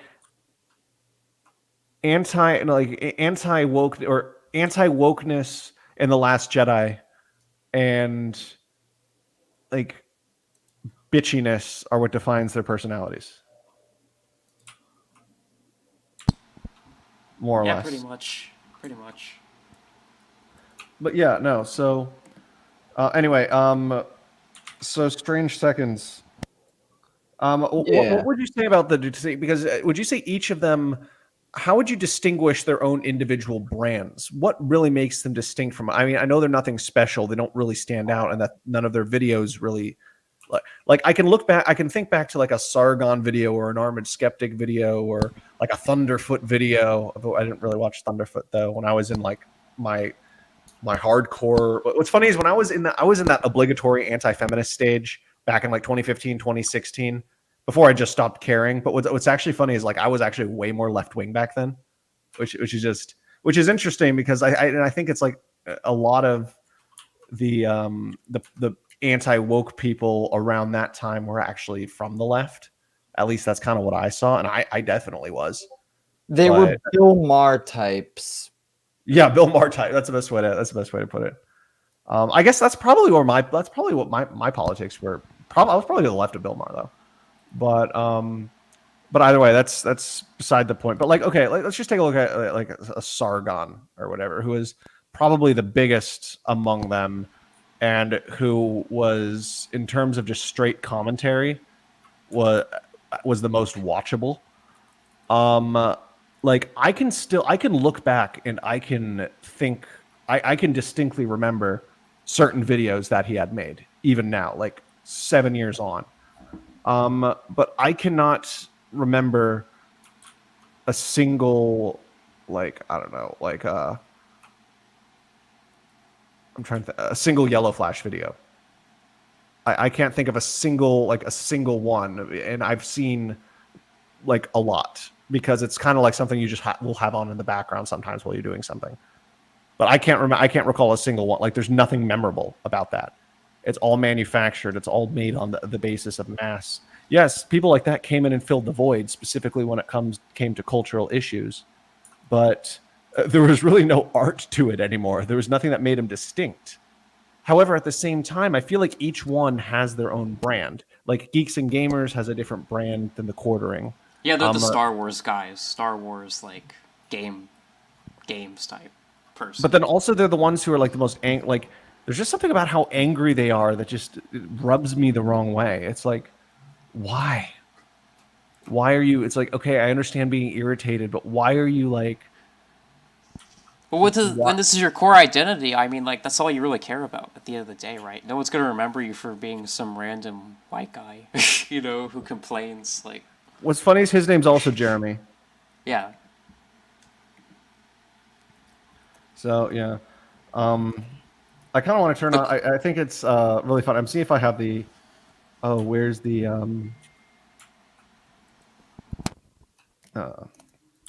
Hold on, keep I'm sorry, finish what you're saying. And I was going to say Quartering, is like this. He's even more of a bugman than Jeremy is. The Quartering is just like a pure bugman who like consumes Magic the Gathering. He was a nerd in high school. Like probably never had a girlfriend before like 21. Yeah. And so like his passions in life basically involved like Magic the Gathering with his like other loser friends. That's kind of what informs the core of his personality. That's probably kind of why he's not very unique or memorable, because that's the way he was when he was a child. Some people just aren't very memorable at all, and so that's why they like devote themselves to these nerd hobbies to make them stand out more. I feel like that's his like niche. That's kind of his core pillar of his personality. And obviously Yellowfash is more of that just like angry, kind of razor fist. He kind of comes from the comic book scene, more artist type, independent type thing. Those are the main three I know about. I don't know about Nerdrotic as much. Yeah, I don't really know. Like Nerdrotic seems a little more. I think he's more comic book oriented and stuff. But I'm trying to find right now as we talk. I'm trying to find that because I thought somebody mirrored the Geeks and Gamers reaction, where it turned out that he. Where he deleted it. I can't find it, but But yeah, there was a video where he was praising The Last Jedi, which was it's really funny because his entire personality is anti-Last Jedi. Well, he was doing the same thing with The Force Awakens when it came out. He loved it, but then he hated it. Afterwards, he like went on for years about how much he hated it. He's done the same thing before. I don't know if those videos are still up or not, but when I used to watch him, that's what he would talk about. I think I originally discovered him in like 2018. It was around the time Solo came out, and he was calling it Soilo, and it's like, okay, dude, you're just trying too hard. You're trying too hard, dude. I found him in the post-Force Awakens, and that's when his channel blew up after that movie. That makes sense. So yeah, no, I can't find the Geeks and Gamers positive reaction, but I do have something from the Quartering that I think is a very. It just goes to show just how kind of sad he is. Oh, first of all, one of the funny things about the Quartering is it's like the way he gets people to try to subscribe to him. So he's apparently had trouble trying to get people to subscribe to him because nobody cares enough to subscribe to him. They'll just turn him on, see what's up, watch like maybe 4 minutes of the video and leave. Like, because his content, his videos are like always recommended by people who like that genre, but like nobody bothers to subscribe to him. And so he was stagnant for the longest time. And then he started this shtick where he tried to earnestly say, he tried to be as humble as possible. He was like, and I hope after watching this video that I have earned your subscription. So go ahead and subscribe to me. And it's like, dude, you're trying to, like, why would you word it like that? It's like, I don't know, it was just that wording. He comes across as a tryhard. He really does. He really does. Doesn't he have like 1 million subscribers or something? I thought. I don't know. Like, I will see. I'm checking right now how many. I thought he had 1 million or something.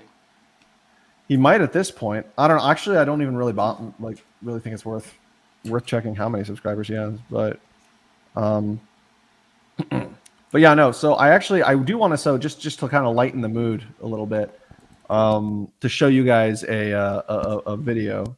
I'm gonna be like Hassan Piker right now and play another video. Actually, no, we're commenting on it, so we're not like Hassan Piker.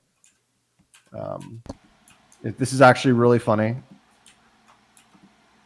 and I think it just goes to show who he is. I'm not trying to make fun of him. It's just like it just seems kind of almost like sad. Look at all that plastic crap behind him. What?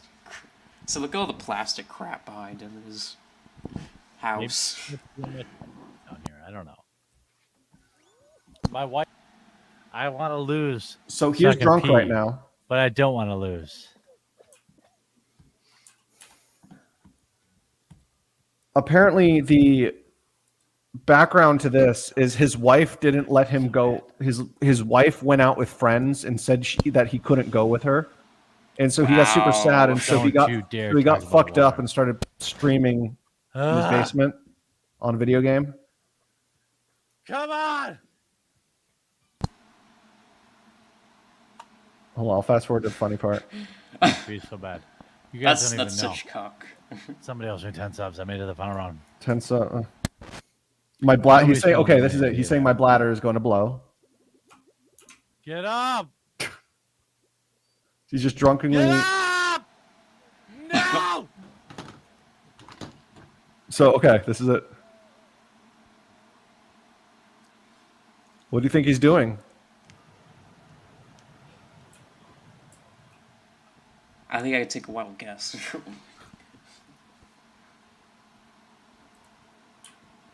Exactly. And then he comes.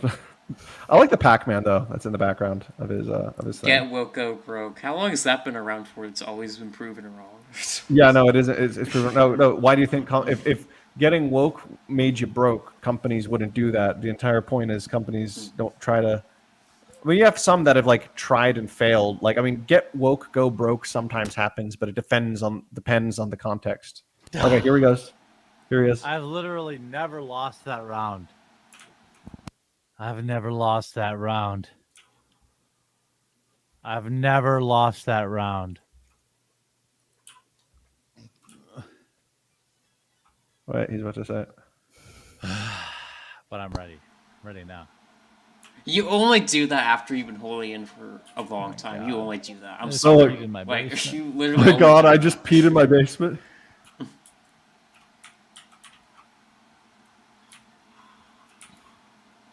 No, not in the kitty litter. Okay, it's like I can Just understand like peeing off of the edge of your deck or something when you're drunk. But how can you be so drunk where you're just gonna pee like in the on the floor? He said he of your peed in booth? his cat's litters box. That's abusive. Like the poor cat. But anyway, so which one? Let's get more into sort of, I guess, our personal feelings on the issues. Which ones do you tolerate? Which ones would you say the ones that you actually think are, despite they are necessitated, of course, by this sort of like they're still outrage pornographers, but which outrage pornographers do you think are actually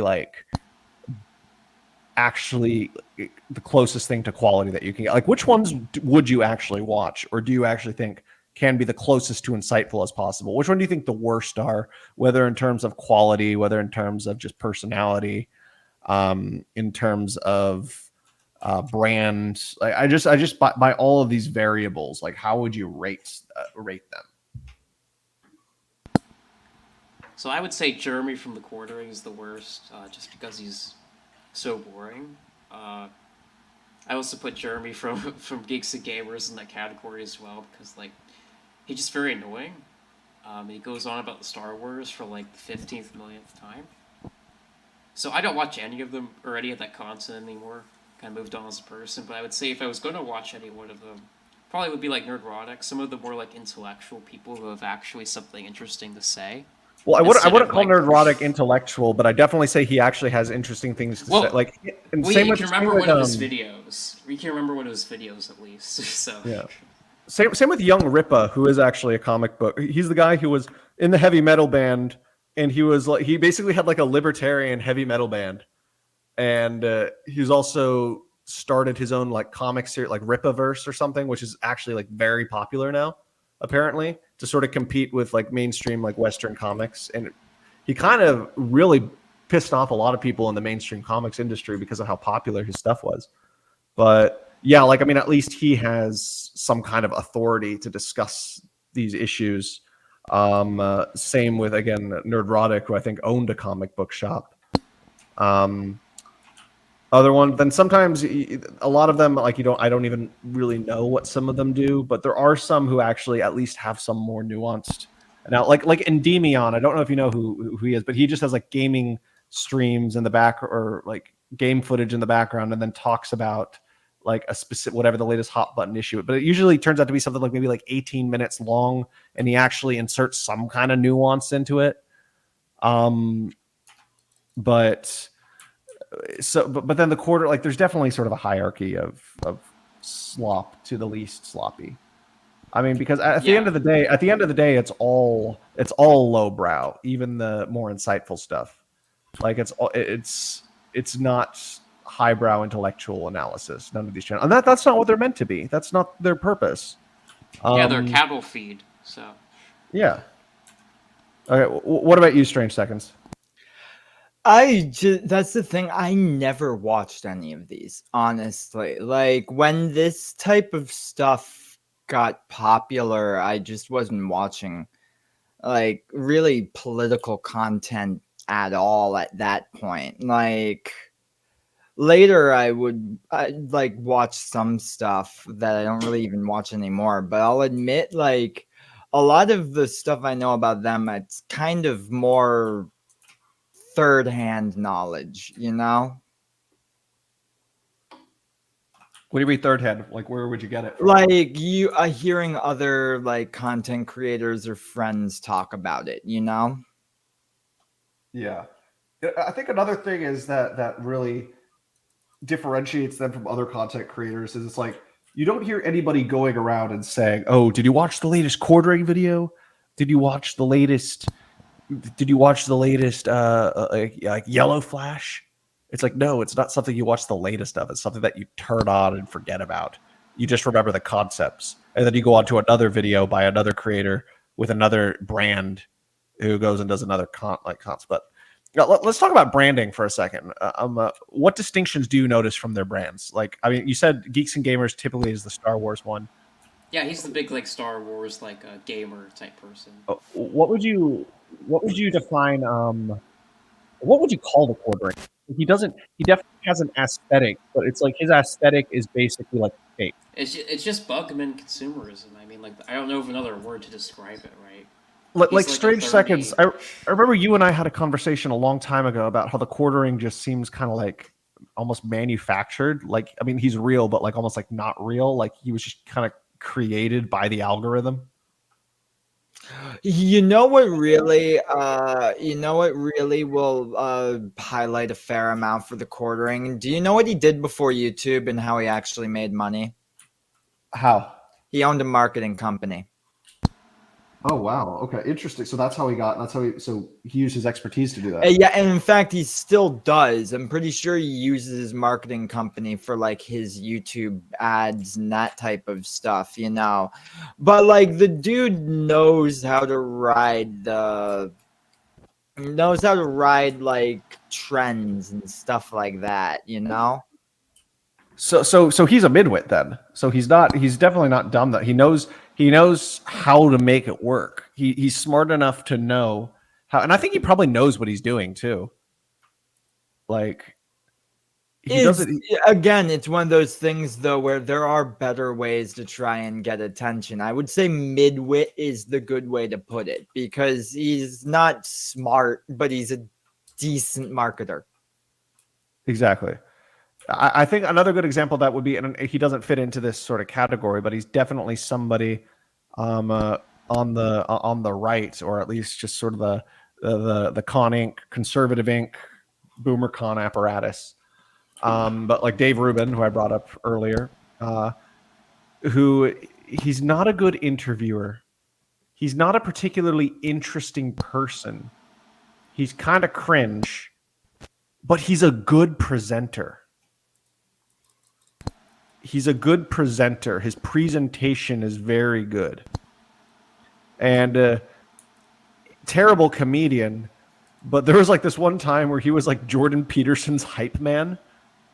And well, that is until Jordan Peterson realized that he was like a bit of a charlatan and like distances. Like everyone distanced themselves from Dave Rubin, basically. Even Jordan Peterson recognized that. That's so funny. Yeah. Well, part of me feels like Jordan Peterson kind of just like I'm convinced he kind of felt bad for Dave Rubin. I'm not even kidding. Well, when you do meth all the time, it happens. You know, you do meth in Russia. You know. Because yeah, like I think Jordan Peterson. I have a lot of criticisms of Jordan Peterson, but I feel like he has so much like empathy and is so sensitive that it is to an incredible detriment. It's also, I will say, incredibly selective. I'd agree. I'd agree with that.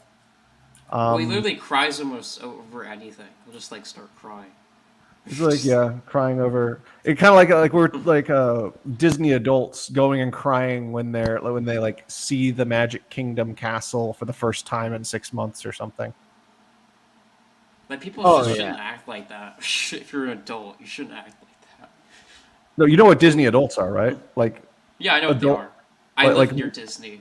childless millennials who go to Disney Yeah. 5 times a year, never go anywhere else. Like basically make the experience of Look, families I'm just will gonna say only this go there much. once If in you their want to be a lives. Miserable. childless millennial, go for it. But at the very least, like travel the world or something. You know, They don't like want to. They'd rather use that time to spend as much time at Disney as possible. It's like, come on. It's Yes, like because that's their core identity. That's their identity. These people. I they're know what you're flanderized. talking about. Yeah. Like they buy all the Disney merch. They're wearing the hats and shit, and they're getting their they get their wedding photos with Mickey. Like I see this shit all the time. It's like, okay, when I was 3, dude, my dream was to marry Goldilocks and have our honeymoon at Disney World. I was When 3. you're 3. I was 3. It's fine to have that when you're 3, but like to still think that way when you're like 30, and then yeah, like I mean that's a completely different conversation. It's a cult. It's basically a substitute for religion. But what else can be said just about the show? I feel like there are a couple more things to be said about them, and I had notes, but I don't know where those notes went. But where is it? But yeah, so do you think that these type of streamers and stuff? What do you think? And I know me and LSP discussed how we think it's really Twitter stuff that they're informed by Twitter. That is their signaling for the type of stuff that they're going to make. But do you think there's anything else that informs them what they're specifically going to make content about? I would just say it's all like social media, like Instagram, Twitter. Probably also like use like certain like apps, check like the YouTube algorithm to see like what's popular and like what everyone's talking about. But I would say social media in general is what forms their ideas about what they're gonna make more content about. So, I also think it's just Twitter. Definitely the leafy titles and thumbnails, that also definitely drives interest for these. So, for instance, I am going to go to the Quarterings.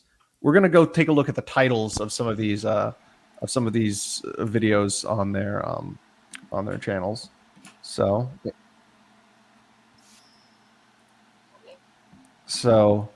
And didn't these people like all form like one podcast at one time? I thought they all joined together for something. maybe. I mean, I've seen a couple of them on like the Critical Drinkers podcast, but the Critical Drinker is completely different. He's actually like a legitimate content creator. Like he actually makes solid content. Even though, so like somebody like the Critical Drinker will take all of these things that they talk about, but then will actually make something creative about it that is funny, that is really not political or really outrage bait, because he basically plays a grumpy drunk Scotsman that embellishes in a lot of ways.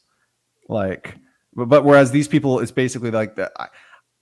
I don't think a lot of these people are playing I mean, some of them are playing characters in a sense, in that they're exaggerating, but like there's really nothing. It's just angry guy or pathetic guy in the case. Well, yeah, they're angry because their favorite consumer product is shittier, and like that's their core identity. That's their escapism, right? Yeah, exactly. Oh, he does have 1.5 million. He's 1.5. Oh, the Quartering. Yeah, he was 1.5 million. I accidentally shared the wrong one. But yeah, no, we will go to. There we go, the Quartering right there. So yeah, the Quartering's videos, the type of video titles he has YouTuber goes to federal, Netflix racist anti-white documentary. Like there we go, right in the face, right in the face. It's like maybe it is anti-white. Like it's possible that I don't know what he's talking about. Maybe it very may well be. Listen, we got Panera Bread has the most. Like views. it may very well be, but like at the same time, like that is in the thumbnail because people will see anti-white and then Like they'll click on it, and apparently, like they're making that the defining feature. When I doubt that, even if it has some sort of like racial like angle in it, that's probably not what actually defines a documentary. And then calls to Bro, ban look at- GTA look at- already in. Like, do you think there's actually any calls to ban GTA, or is it like 2 people on Twitter? Probably like 5 people on Twitter. Okay, 5 then. Okay, and then Panera Bread won't stop killing killing in all caps, killing in all caps customers. This Okay, is getting that one's insane. actually interesting. That one might be interesting. It's like just how it's worded. It just seems like over the top. Disney humiliated a new brutal way and hostile takeover. Humiliated. Like I doubt it. And then PlayStation, like based pizza guy destroys woke TikTok brat trying to cancel it. I'm sorry, but just like you see these, it's he knows what he's doing. No, he knows the algorithm well. He knows what he's doing. Christmas Disney movie sexualizes kids. I mean that's believable. Actually, not gonna lie. Disney admits woke movies have failed. I don't know. Aquaman gets Amber Heard crying right there. Let's check out Geeks and Gamers now. Okay. Geeks and Gamers. Geeks and Gamers, dude. Geeks and Gamers is your favorite, right? Well, it used to be a long time ago when I was. No, I mean like ironic. Your ironic favorite. Yeah. Disney facing major scandal. Very vague. GTA 6 takes over. See, these are kind of like. Oh, here's one. Here's a leafy title. Bob Iger blames everyone else for Marvel's box office failure. And a lot of the times, like, this isn't actually what they mean. Like, the title will say something, and then it'll turn out, what I mean by this is that, It's not even true ever, like, half the time. like, I mean, it'll be true from a certain point of view, in a sense. But, like, it won't. But then Jimmy Fallon canceled for misgendering, calls actor Bud. Who cares? Who cares? It's like, I'm for, like, whatever. Call somebody whatever pronoun you want. Like, I mean, like, I think it can get a little silly I view sometimes. it like, you know how I view it? I view it as a politeness thing, honestly. Like, yeah, if like someone says, same here. Hey, Same, like, I mean, while my but I'm not going to go up and ask I'm not going to go up and ask somebody what. Like the thing is, so what I will do is, it's like I'm not just going to go up and ask, oh, what are your pronouns, or introduce me as he, him. It's like, I have a beard. I'm clearly masculine. Like, just guess what my pronoun is, and you're probably correct. But then, like, if somebody like catches me or something, I'm like, oh, okay, whatever, sure. I don't want to cause any problems. Wow, he does not do the clickbait as well as Jeremy does. He doesn't. Like, whole videos, all thumbnails are clickbait. Every single one of them. He does it well. Yeah, it's like Quartering's become a parody of himself now. Well, let's check Yellow Flash now. This game is stupid. Okay, that's very important. Yeah, definitely Geeks and Gamers is way more minimalist in kind of how they do they make their thumbnails. But yeah, let's go Yellow Flash. Oh wow, ooh, he might be. Oh yeah. So Disney in major trouble. Marvel employees attack comic book shop owner. Woke fans rage at Disney for ending the. So it seems like these titles are more true than the Quartering. Like, but at the same time, it still has Quartering level like clickbait. Like the titles are definitely leafy here, but at the same time, I feel like they're more believable. Like, if that makes sense. But they all have the same thing. It's like always like their titles are all the same. They know how to do the algorithm. It's like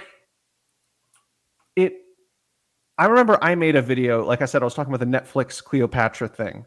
I made it Netflix Cleopatra to hell with history. Capital H, capital E, capital L, capital L. That video took off. And same with the thumbnail, which was a very like memey, shitposty thumbnail. I wanted to do that like to try to see what happened. That took off in accordance because that was relevant at the time.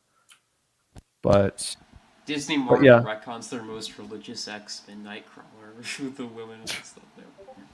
And then woke media blasts Wonka movie over fat jokes. I bet it's like one article from like. It's probably from Otaku.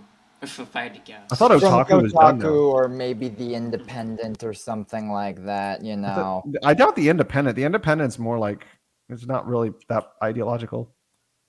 Probably. No, but I mean, they're not ideological, but they make a lot of clickbait articles like that. that's true. That's true.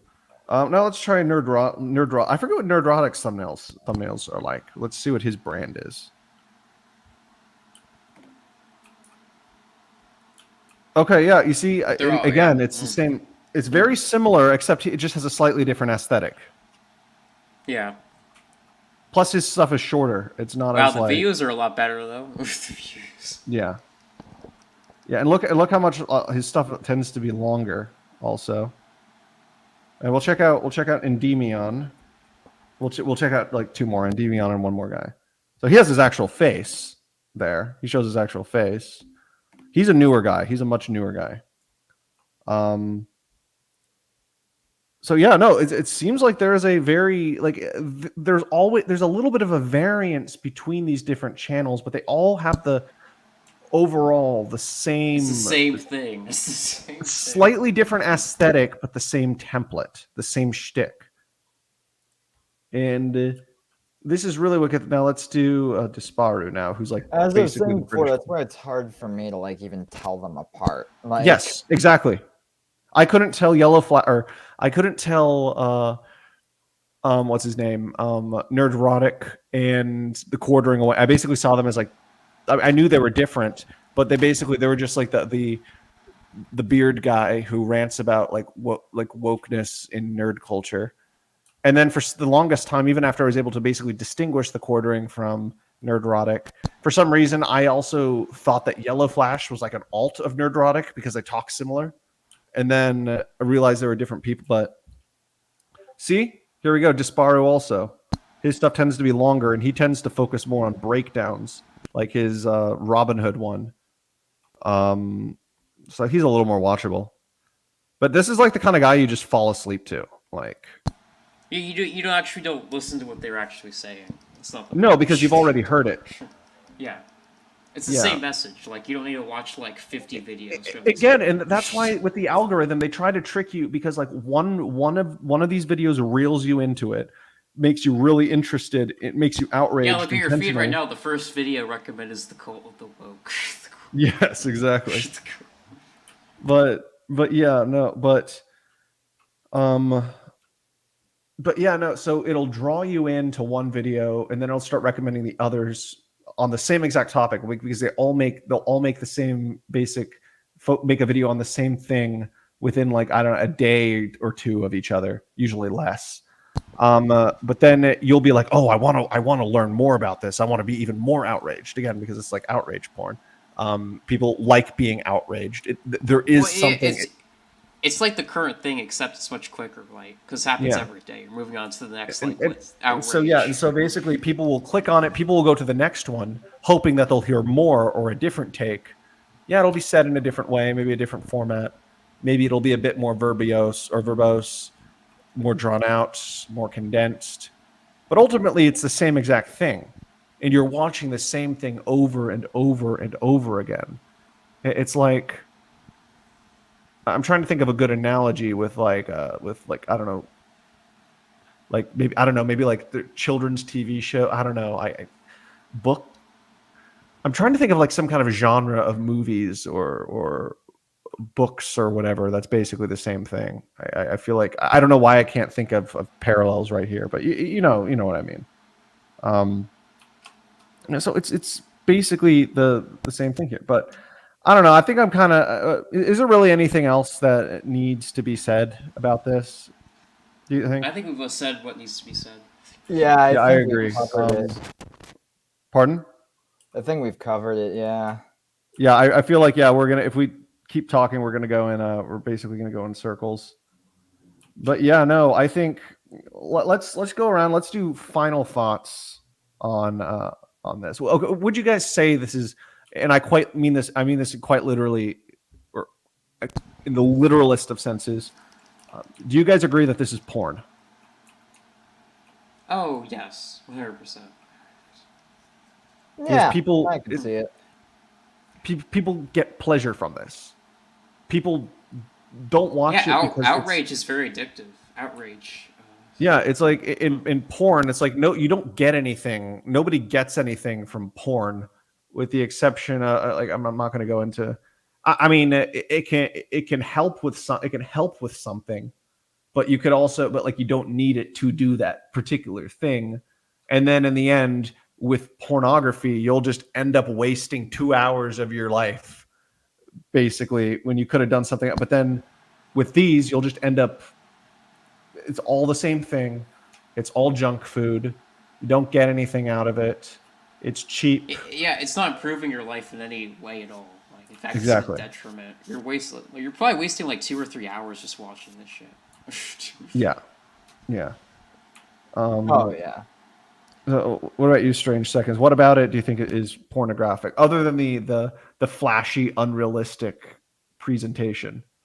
Because definitely, I definitely say that the thumbnails are definitely pornographic in the metaphorical sense. I just honestly I don't think I can really add much more that has not already been said, really, just because I agree that I kind of disagree. That's really what it is, where a lot of this stuff is just not, I don't know, I guess not even worth its own. I guess it's worth,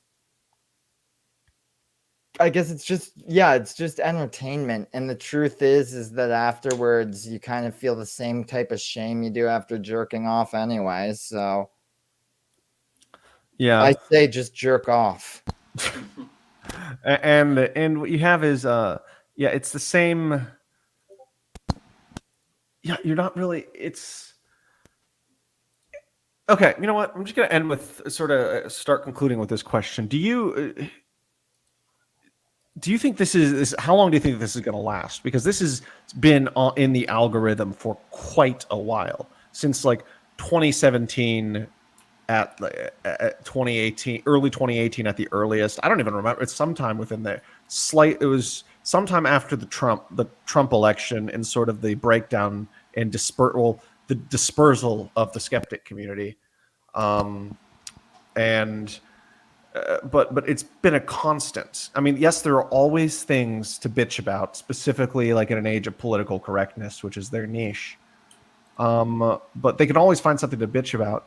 But usually, YouTube genres, like YouTubers, generally tend to adapt, and their content changes. They're like they might have the same style or brand, but like their areas of focus change.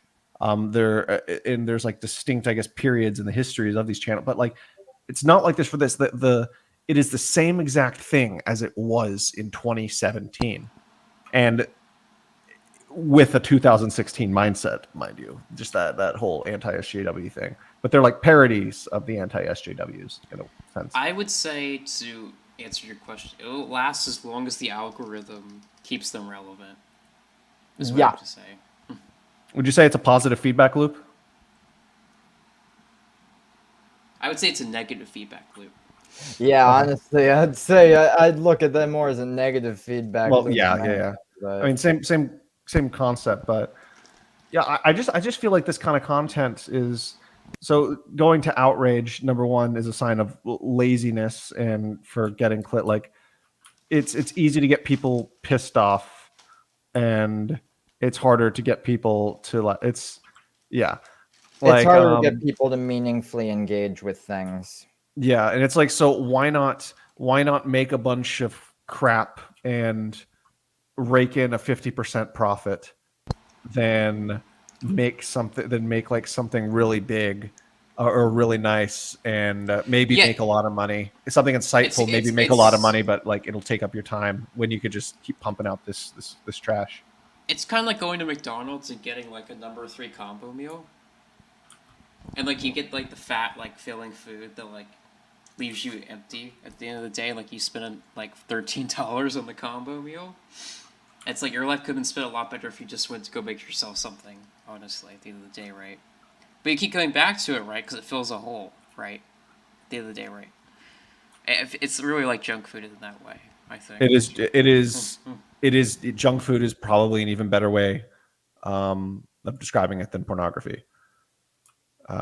Because yeah, I think junk food porn, it's the same concept if we're in like the ontological sense, but yeah, I don't know. I think that's about it. I think we've already started to go a little bit into circles and reiterate some things that we've said. But anyone have any just final thoughts of their own before we say our goodbyes? Yeah, stop watching these people if you watch them. I don't think anybody Yeah, is, yeah, but that's stop I'd watching these say. people. You'll also just find, look, when you stop watching like stuff that focuses on all the negative shit in life, you'll find that maybe life is actually worth living, you know? Like, That's why I hardly watch the news anymore. no, yeah, same here. That's It's like one of the best I decisions can't I made in my bother life. with, I can't Yes, bother with all that unironically, depressing yes, shit. 100%. But yeah. Anyway, yeah, I think that is the lesson. We know exactly what these guys are doing. They know what they're doing. I feel like even maybe a lot of other people like who watch them might know. They might not know their MO or or how exactly they're getting drawn into it, but they know what they're doing too. It's pretty much. I mean, the emperor has no clothes, but everyone knows the emperor has no clothes, and nobody cares that the emperor has no clothes, including the emperor himself. Yeah. So yeah. Well, everybody. Well, you guys and LSP, even though he's no longer with us. Thank you so much for coming on. I think we had a pretty decent discussion. And I know we probably on the last stream we definitely did a lot more. We shat a little more on those people, but I think we did. I think this was more analytical than the last one. But I liked that. I don't know. I thought I had fun, and definitely it was Yeah, I enjoyed interesting it. to compare and contrast our ultimate like analyses of these figures. So, but yeah, like one more time, thank you guys for coming on, and thank you for everybody who tuned in or who is watching after the fact. Please be sure to click the bell, subscribe, leave a like, leave a comment. I set up a Patreon a couple months ago. You could go check that out. Twitter link, Discord link are in the description. Thank you all one final time, and we will see you next time.